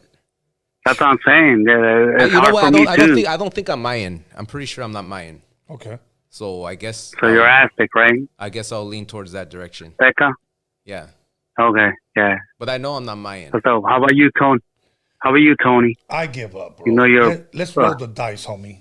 I mean, my parents are from Torreon, Coahuila, so whatever's over there, that's where I'm at. You know what part of the Indian tribe that I come from is from the Tewa Indians, and they were in the United States. I know that's part of where my ancestor tribe. Before it was the United. Before it was United States. Yeah. The Tewa, the Tewa Indians. I know that for sure. Tewa, yeah. Yeah. So as far as me. So can I ask you guys a question? Yeah, go for it. Are you guys Spanish, or would you rather be indigenos? I mean, we're you know, we kind of we're a mix of that, dog. Spanish, right? I mean, we're a mix right? of that. I guess. Spanish? Yeah, we're a mix of that, dog. Put it this way, homie. When someone asks me when I am, I don't tell them I'm Spanish. I don't tell them either. So. Just because I speak it doesn't mean that I am that. It's somewhere in my race, though. I mean, it's somewhere in my history line. Yeah. That's all I was asking you in the last phone call. Are you Aztec or Mayan? On the last phone call. Okay, Aztec, bro. Let's go. Yeah, do you have another question, or are you good? So I'm good. Okay, my bro. Thank you. What are you? Mayan. All right, good. Bro. That's a beautiful thing, homie. Can I ask you, how did you find out? I think because we're more down to the before.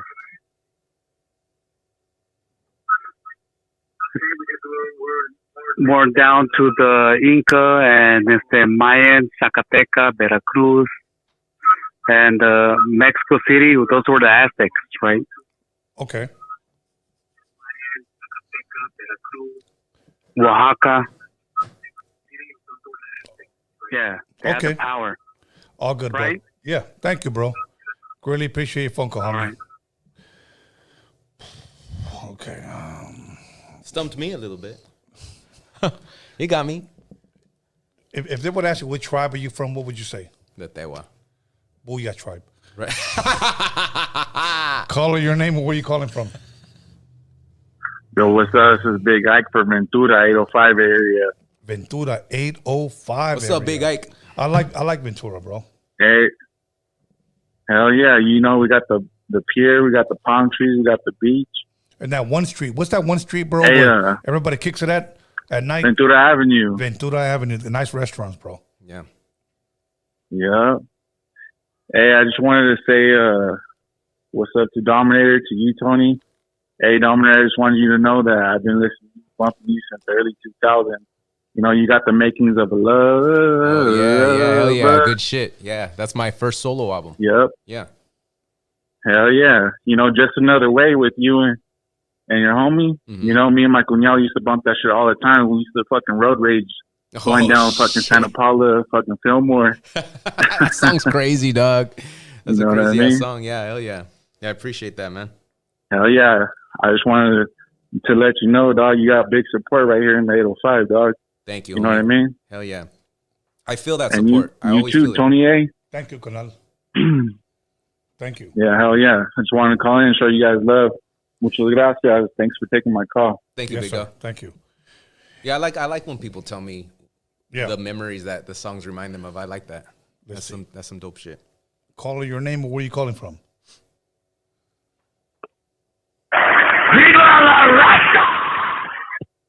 Ow! Why do you guys do that? Then you hang up. Like, at least give me you crank call me, give me a chance to respond. Like, fuck. Anyways. That's your chance to respond. Hey, you said Call you her- liked it. call her That's your- why they did that. Hold on, but call her your name, or where you calling from. But at least hang on, let hear me. But that's why they did that. I'm telling you. Call her. Call her, I can hear you breathing. Hello? Yeah. Where you calling from, bro? Oh, I'm calling from Arizona, dog. What's up, brother? You got a question? Yeah, dog. These Dominator. What's up, dog? It was cracking, What's homie. up, homie? What's cracking? Good to meet you. 805 all day, every day. I'm from 805, homie. Oh, okay. Ventura County, homie. So are you bumping Yes, Santa Barbara County, you bumping I know the it. 805 stuff out there in Arizona, showing all the gente out there? Yeah, I'm representing the 805 though, you know. Hell yeah. Yeah, fool. Hey, fool, how come you don't follow me on Instagram? Just fucking with you. You follow my sister, but you don't follow me. That's a first. That's a first. Hey, you know what? Sometimes it gets some things just happen like that, Doug, where they get sometimes it's in your request. Full bell, too. Yeah, it's all good. That's funny, man. Nah, but I've been bumping you since I was in high school, dog. Fucking 805 Underworld, dog. Straight up. Hell yeah. Fucking that was a tight ass fucking CD right there, dog. Fucking that fucking Do You Really Want Me? I remember that song. Yeah, too. the third CD. Yeah. Underground Family. Yeah. Yeah, that's the stuff for nothing but respect, homie. 805 represent all Thank day. you, homie. That's one of my favorite joints too, actually. Yeah. Oh yeah, fool. Shit. I was bumping that shit the other day too. Thank you, man. Yeah. All good, my bro. All right, my boy. But fucking, you guys take it easy, Tony A. Hey, thanks for having a homie right there too, dog. Represent. Absolutely. Have a blessed one, homie. Okay, callers, we got about 10 more minutes. So if you're going to call in right now and get directly to your question, okay? So let's see. We got about 10 more minutes. So let's see. If not, we just going to, let's go. Call down. your name and where are you calling from? Hey, what's up? This is Lars from West Texas. From West Texas, bro. How you doing, brother? You got a question for Dominator? Yeah, I want to tell Dominator. I've seen all your movies and I got all your T-shirts, bro. First of all, and I wanted to know: did you, when you went to pick up that dick pill, did you ever get to trying that pink pussycat that you said you were going to try?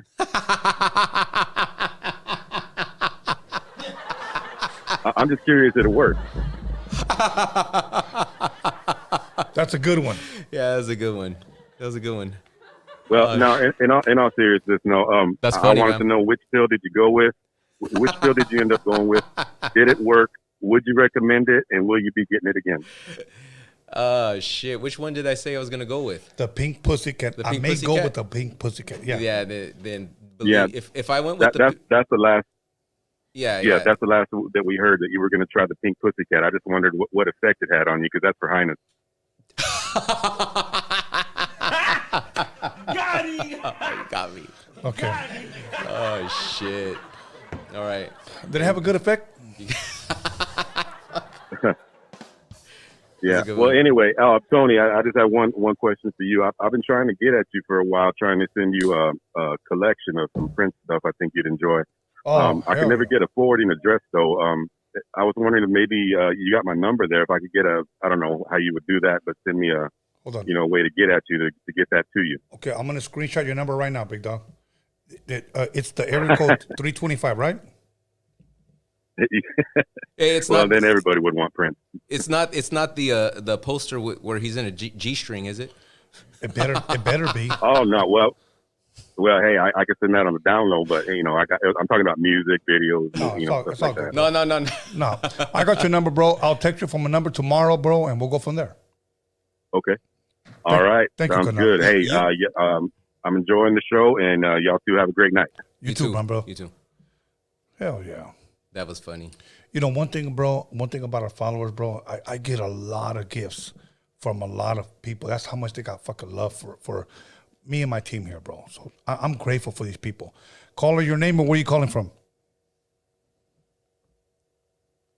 Yeah, hi, this is Vince calling from Tony's Pizza. Your pizza's out for delivery, but we're having problems with your credit card. Okay, check this out, homeboy. Eat a dick and listen to this. Anyway, let's go to the next caller.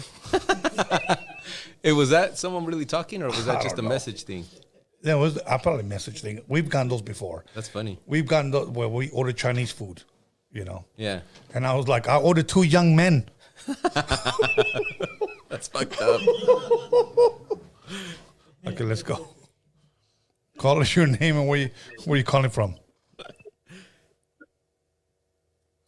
Why you fucking crank call? Like, they just hang up. Shit. They got stage fright. I don't know. The Dominator podcast. You need to Yeah. Go live from your room, bro. I should. Go live and from your fucking talk room. about the pink pussy pill. Yeah, exactly. And then start playing shit. That's fucking funny, dude. Which one did you go with? Bro, you need to get sponsored by a dick pill. I'm serious. Blue Chew. Okay? Blue Chew. First you chew it, then you do it. Okay. Call her your name. Where are you calling from? Big J. I got a question for you, Tony. Hey, Jay, what is the J? First of all, what does the J stand for? What does the J stand for? Mm-hmm. Oh, that's my name, Jose. Jose. Joseph. What's Big up, bro? J. So I was going to ask you. I know you were talking about the whole Chicano rap, where it started. Can I ask you something? Why a big debate with you as far as saying that it started either in L.A. because of Frost, because it was the first Mexican dude? So why the debate? I think. So are you going by like are you going for like who's the first Mexican rapper or the movement Chicano rap? The movement The Chicano rap rap. game. I think both. I think with Frost you cover both, bro. Okay. Well, let me tell you one thing. Don't you think Frost, as being the godfather of quote unquote Chicano rap, don't you think he would have a couple more hits under his belt besides La Raza? Well, you know what? I think he does, bro. I think he does.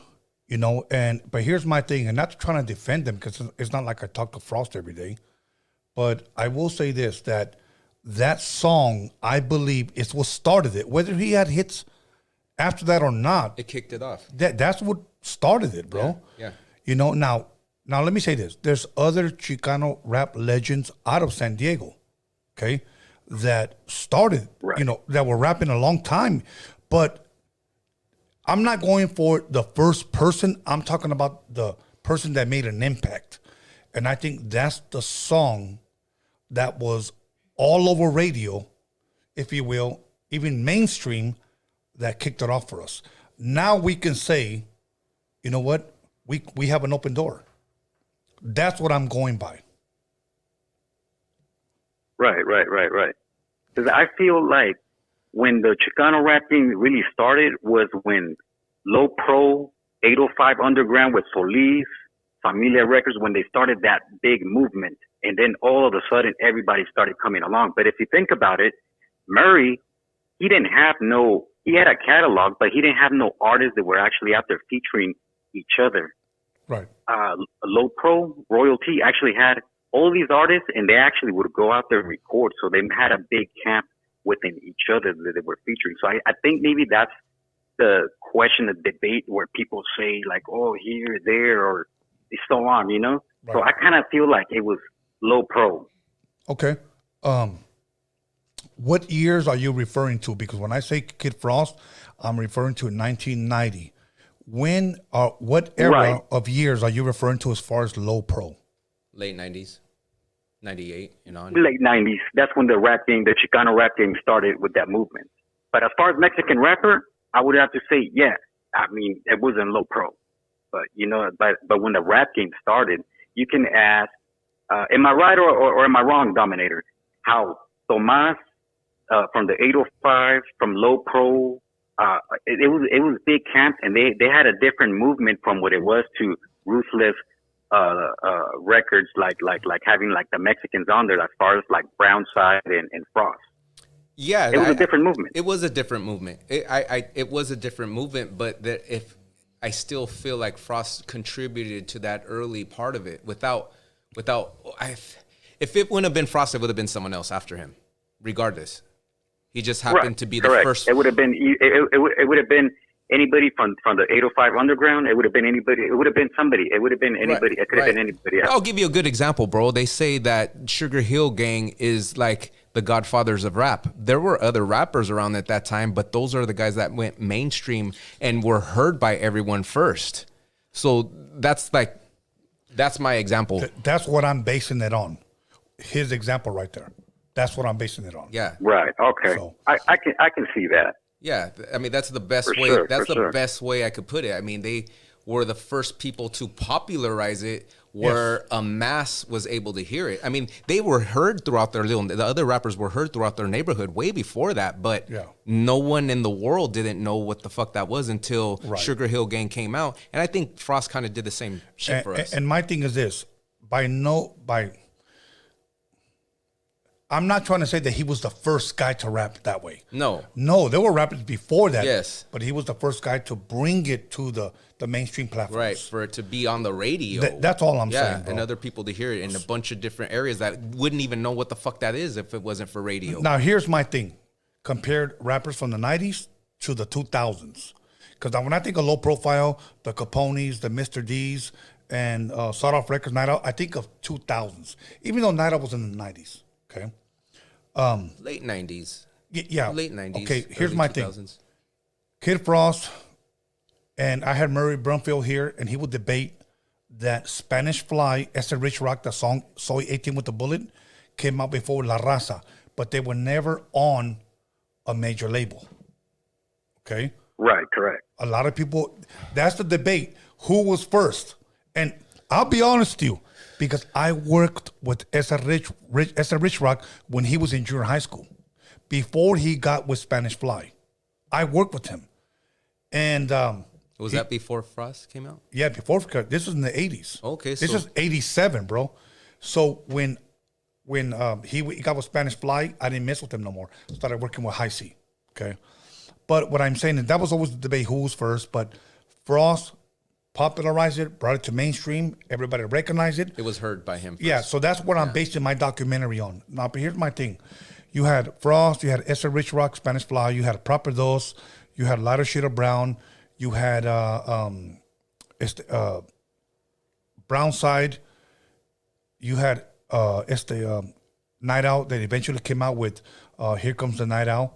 Okay, and it wasn't until the late 90s that you started having the slow playing. Well, AOT has always been around.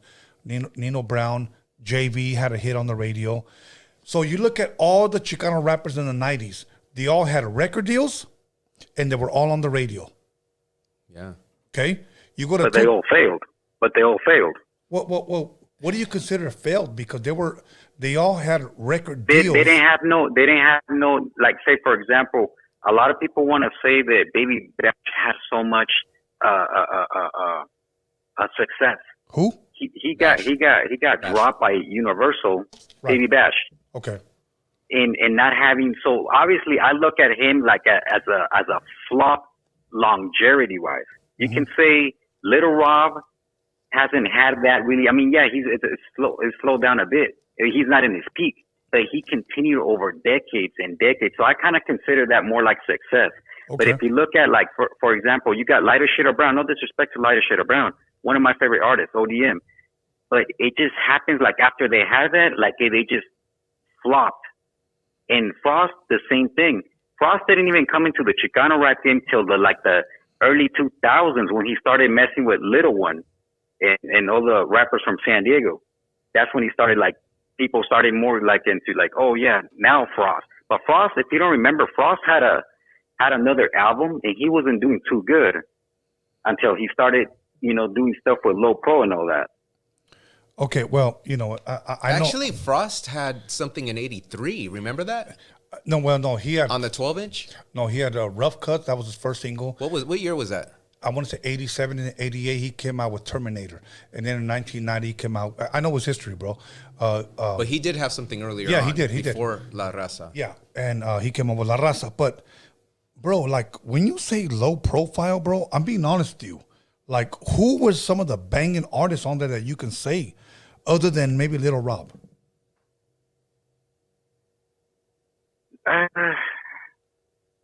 You had other than Little Rob and maybe a bit Sancho, but that's kind of a little bit irrelevant because Little Rob had so much. He had a lot of success in his early career, like even with Low Pro when he was even underground. Right. The numbers of Little Rob, it was unbeatable of any Chicano rapper at that time in the 90s and being underground with no radio airplay. Right. Okay. So it's but But as far as like what I'm saying is like the movement, as far as like who was having like a record label out there, right? And they had a lot of Chicano artists, and they were all featuring each other, going out there and doing their thing. Right. Murray didn't have that. Murray had what's the dude from Oxnard? What's his name? The Kilo Down. Okay. He had, and then he had other ones and another artist, but at the same time, there was just more like a distribution, if you ask me. It wasn't like they all kind of linked up and said, we're all going to feature each other. We're going to start doing tracks together. It wasn't like that. And if you look at Low Pro, that's what we all seen. We seen a movement right there. Okay. Can I ask you two questions? I got two quick questions, bro. Did Royalty have you called? Okay. Oh, no. Okay. No, but I get what you're saying. But I just kind of feel like I think the misunderstanding is that you kind of base it more on a Chicano, a Mexican rapper, Chicano, to a movement. But I don't disagree with you as far as like Frost, like they the whole world heard. That was the first Mexican that the whole world heard. Right. But even Night Owl had like the what is it? He had some neighborhood raps back in the late 80s. Yeah. And I thought, at that time, he wasn't even Chicano rap at that time. It wasn't until like later on, because even when in '94, Night Owl was not, people were not considering like, oh, Chicano rap, because the rappers were coming out only like once every 2-3 years. Yeah. Kind of like what Dominator was saying, how CALI Lifestyle came out, and then, it was only like a handful that they really had. So there was no really movement until actually later on. And Night Owl came around like, I want to say like 98, 99, when he came out with the Wicked West, and he started, I guess, with Shadow, with the little beef that they really had. So it started a little bit more of a movement right there. Everybody started hearing Night Owl, Shadow, Little One, the CALI Lifestyle, and then you really had a movement. I think, and I remember they were having a lot of tours with different artists. I think there's different movements, Doug, as far as it has to start with someplace, at least with somebody, and I think Frost started something, and then after that, there were several movements after that within labels. Yeah, you know what? I know you're talking about Chicano rap, bro. And to end this conversation, I know you're talking about Chicano rap, but here's the crazy part: that Shadow and Little One don't consider themselves Chicano rappers. Exactly. Which I think that kind of sucks. It's kind of stupid of them for actually doing that, because as supporters, we all supported that, and we all consider it Chicano rap. And that's another thing. I think maybe us as the supporters, I think we labeled it Chicano rap, because I've noticed, and I've seen a lot of people, a lot of artists, they go to your platform and say, I don't consider myself Chicano rap. I never consider myself Chicano rap. So, that had to come from somewhere. I think it really came from us, from the supporters, from the fans, and everybody. True, but I believe more, if you want to go a step further, I believe it came from white media. And I'm going to tell you why. The first time that Chicano rap was mentioned, you know what's funny? It was mentioned on the Source magazine from New York. Oh, and you know who they labeled it to? Lighter shade of brown. Chicano rappers. Source magazine from New York. And you know who told me that? Soren Baker, who used to work, a white guy from Maryland, who used to work for the Source magazine. Okay? He told me that. That's where it was first mentioned, and I believe it was 1994. And it's fucked up because 1994. They put us in a box instead of labeling us artists. No, Chicano rap artists. Bro, let's be honest. That's why some rappers get upset about it. But you know what? That's why some of the Chicano rappers that are Chicano get upset about it. In this conversation, we don't ever have a black rapper here and say, how do you feel being a black rapper? Yeah. Right. True. We don't ever do that, bro. But you can't deny that actually there was a movement, and with that movement, I think maybe we could have, as Mexicans, we could have like started off right there and moved it up, stepped up to another a platform at a different scale. But just because it's a small circle, Chicano rap is a small circle, but if you get your foot in there and you get a name there in the Chicano rap game, you have that support where you can make that transition to the mainstream, kind of like what Little Rob did. Well, see, but maybe that could have been a thing. Yeah, in order for us to do that, we have to release good music. Right, correct. That's it, bro. But listen, bro, I have to let you go, carnal. Muchas gracias. Thank you for calling in, bro. We got to take one more call and we out of here. Okay? All right. Good looking out. All right, my bro. We got one more call. Who's going to be the lucky caller? So that's it. I like that. I just don't like to have this discussion on the calls because people want to call in. Okay. Caller, your name and where you calling from. You're the last caller. Fuck me. All right. I mean, at least don't hang up. Give me an opportunity. Like, come on. Miss Pac-Man, is that you? Anyways, listen. You know what? Just for that, that was the last fucking call. So let me go ahead and take this shit out. Well, they told you what they wanted you to do. I ain't doing that shit. Fuck that. Everything from here on out is a setup. Yeah, that was fun. Hold on 1 second. Let me go ahead and... Come on, what the fuck? Here we go. Okay, so, Are you making a call? No. I'm just fucking canceling the app. So anyways, we're out of here, Dom. All right, man. Thank you, guys. Thank you guys for having me. Yeah, so... okay, Alex, go ahead and get those super chats. That's what people drop money. What are super chats? People drop money, bro. Thank you, Carnal. So, go ahead. Yeah, that was fun. Okay. You just don't know what to expect. Sleepy 310-714 dropped $10. He says, "Always enjoy listening to your podcast." Thank you, bro. Thank you for that. Also, let's see. I think that's, and then Gilbert Ortiz dropped $2. Gilbert Ortiz, because right now at Food for Less, what is it? Top ramens are going 2 for $1. So that's 4 top ramens. Hell yeah. Alonzo Amazing dropped $19.99. He said, "A 12-pack of Pacificos on me." Hell yeah. Hey, Alonso, you know what? That's my boyfriend, San Diego. Alonso, muchas gracias, carnal. I'm going to buy that shit. I'm going to drink Pacificos next time on you. Pacifico. He dropped another $1.99. He said, "San Fernando Valley killed Chicano rap." Ooh. San Fernando Valley killed Chicano rap. Damn. That's what he said. That sounds personal. Yeah. Someone took that shit personally. Okay, that's it. I don't mind those discussions, Tony. I don't. No, I don't mind them either. I don't mind them. You know what? But I don't mind them. You got a lot of guys that try to say it was in LA, it was San Diego, bro. Okay, here's my song. Here's my argument. And you're from Santa Maria or Nipomo. So, Nipomo, okay. Live in Santa Maria, so respectfully. You got LA and San Diego.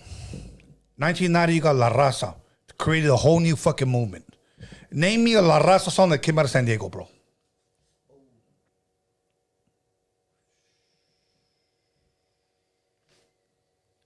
A hit? Yeah, of course.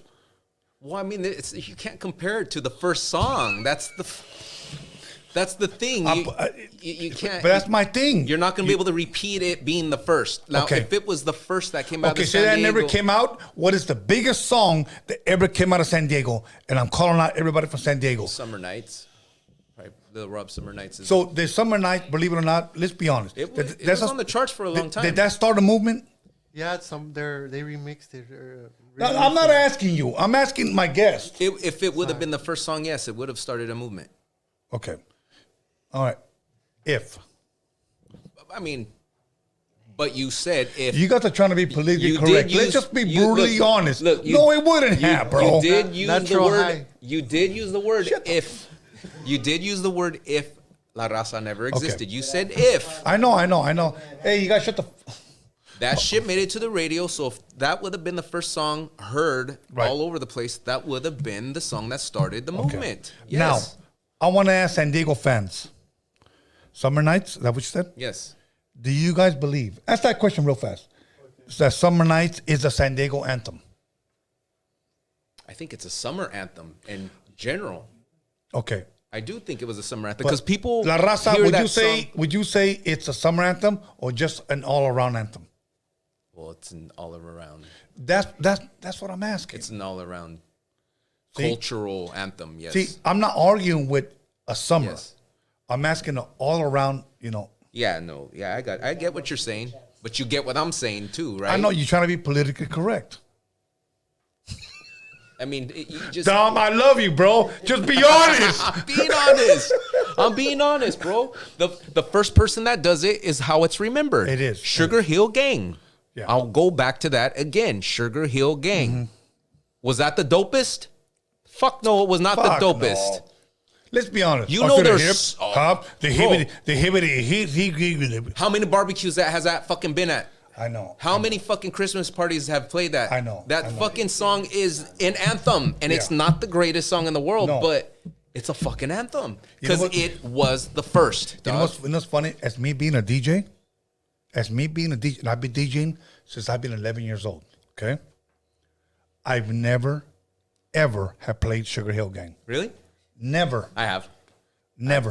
And I guarantee you, not because I like probably at white parties. I guarantee you. Not because I like it. guarantee you. Because I know that those. You got white people dancing all off beat. That's what the That's what they wanted to hear. I know they wanted to hear that shit. So being a DJ, you got to think about. Put it this way. Let me explain to you why I'm not a mobile DJ anymore. Right. Because I like playing shit that I want to fucking hear and I want to play. No. And I'm tired of playing shit for people. If I'm playing for like a King said, you know what the fuck a King said wants to hear now? Of course. Like, I can't. If I'm going to do a gig, it's going to be a specialized gig where they want to hear funk or they want to hear the shit that I want to play. Right. So for that reason, I was a mobile DJ at that time. Oh, yeah. So I had to play what they wanted Of course. There's shit that when you're hired, when you're a mobile DJ, you're gonna play what the fuck they want to play for whatever money they're gonna pay you for. Absolutely. That's why I'm not a mobile DJ no more. I know. Fuck all that.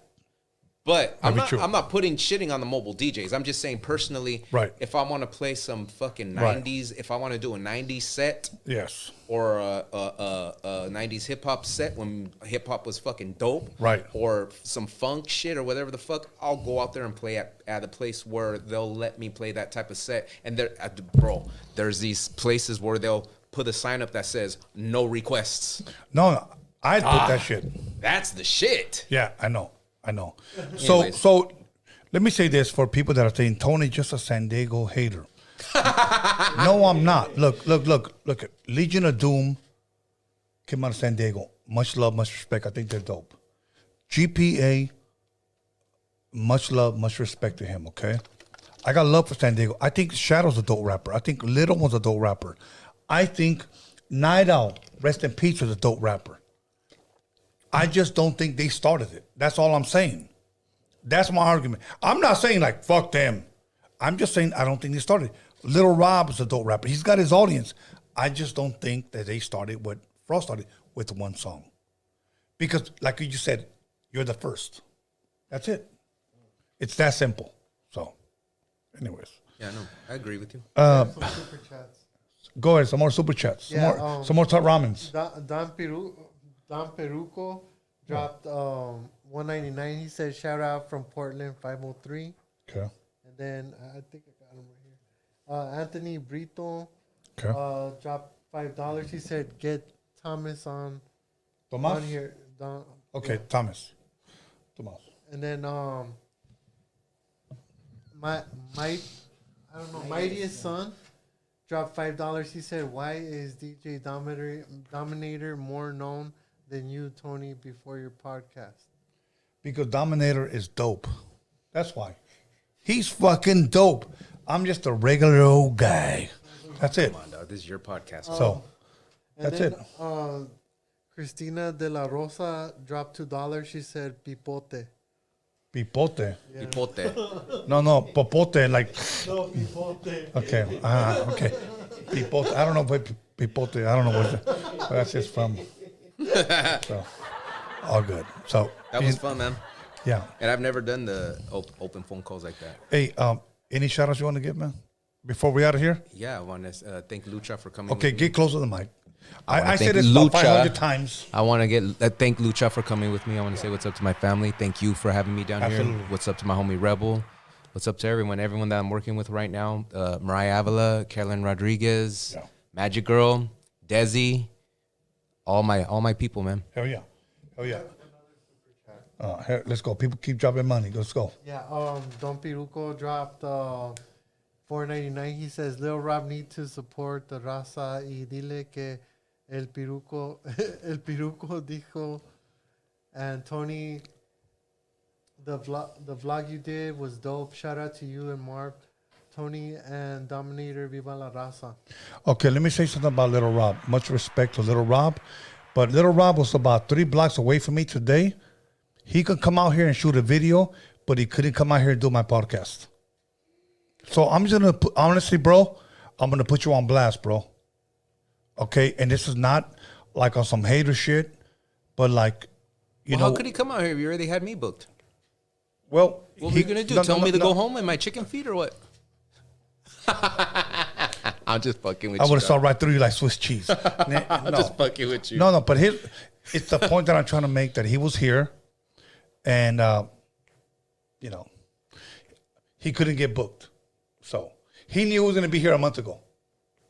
So anyways, Little Rob, the fans want to see you. So that's what I'm doing it for. It isn't for me.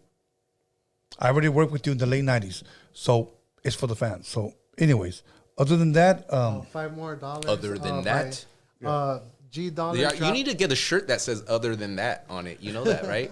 Okay, Dom, I'm about to go in on you right now, bro. So honestly, you do need a shirt that I'm says, about to go in on you in a minute. Go ahead. Get a shirt that says "other than that." That would be dope. G Dollar dropped $4.99. He said, "When is Cali Lifestyle being interviewed?"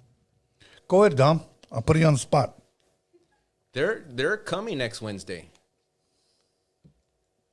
I'm just kidding. I don't know. Hey, man, all I can do is just lead the horse to the water.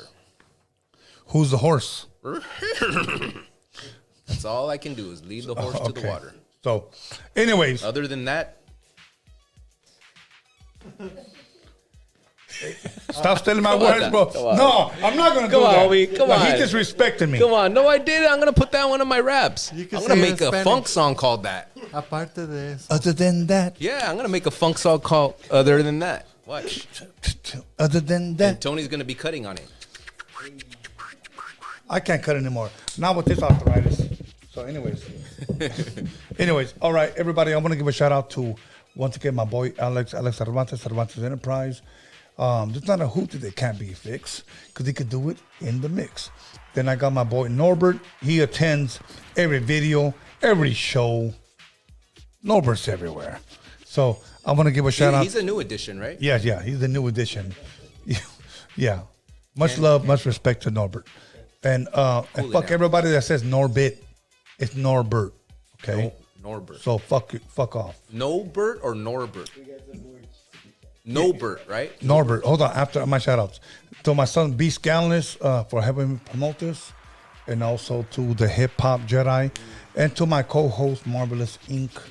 Other than that, let's give some more super chats. Okay, Big Ike 805 dropped $1.99. He says, "Do you want to get high song with Cheech and Chong?" Yeah, I know what he's talking about. Our first album. We had a little interlude. I chopped up the little Cheech and Chong interlude. Like, you want to get high, man? Also, You want to get up in smoke. You want to get high, man? Don Piruco dropped $1.99. He said, "That's what I'm saying, homie. Y si no, que se vaya a la verga." Yep. All right, cool. All right, DJ Dominator disrespect me for the last time here, and this will probably be his last time here. So come on, man. R.I.P. Dominator. So does that mean I don't have the permission to penetrator to make a? Does that mean I don't have the permission to make a other than that funk joint? No, we're good. Other than that, yeah. So, I'm not fucking around either. Anyway, Dominator's on his way to Walmart, so make sure you guys go to Walmart. He's about to sell mixtapes and tickets to his next show. I'll be there. So yeah, he'll be there, and I'm gonna talk to him afterwards. Okay, when we're off camera, he knows who I'm talking about. Anyways, we're out of here. Much love, much respect. Once again, Lucha, DJ Dominator, Santa Maria in the building. Much love. 805 Nepomo, stand up. Much love. We're out of here. Out.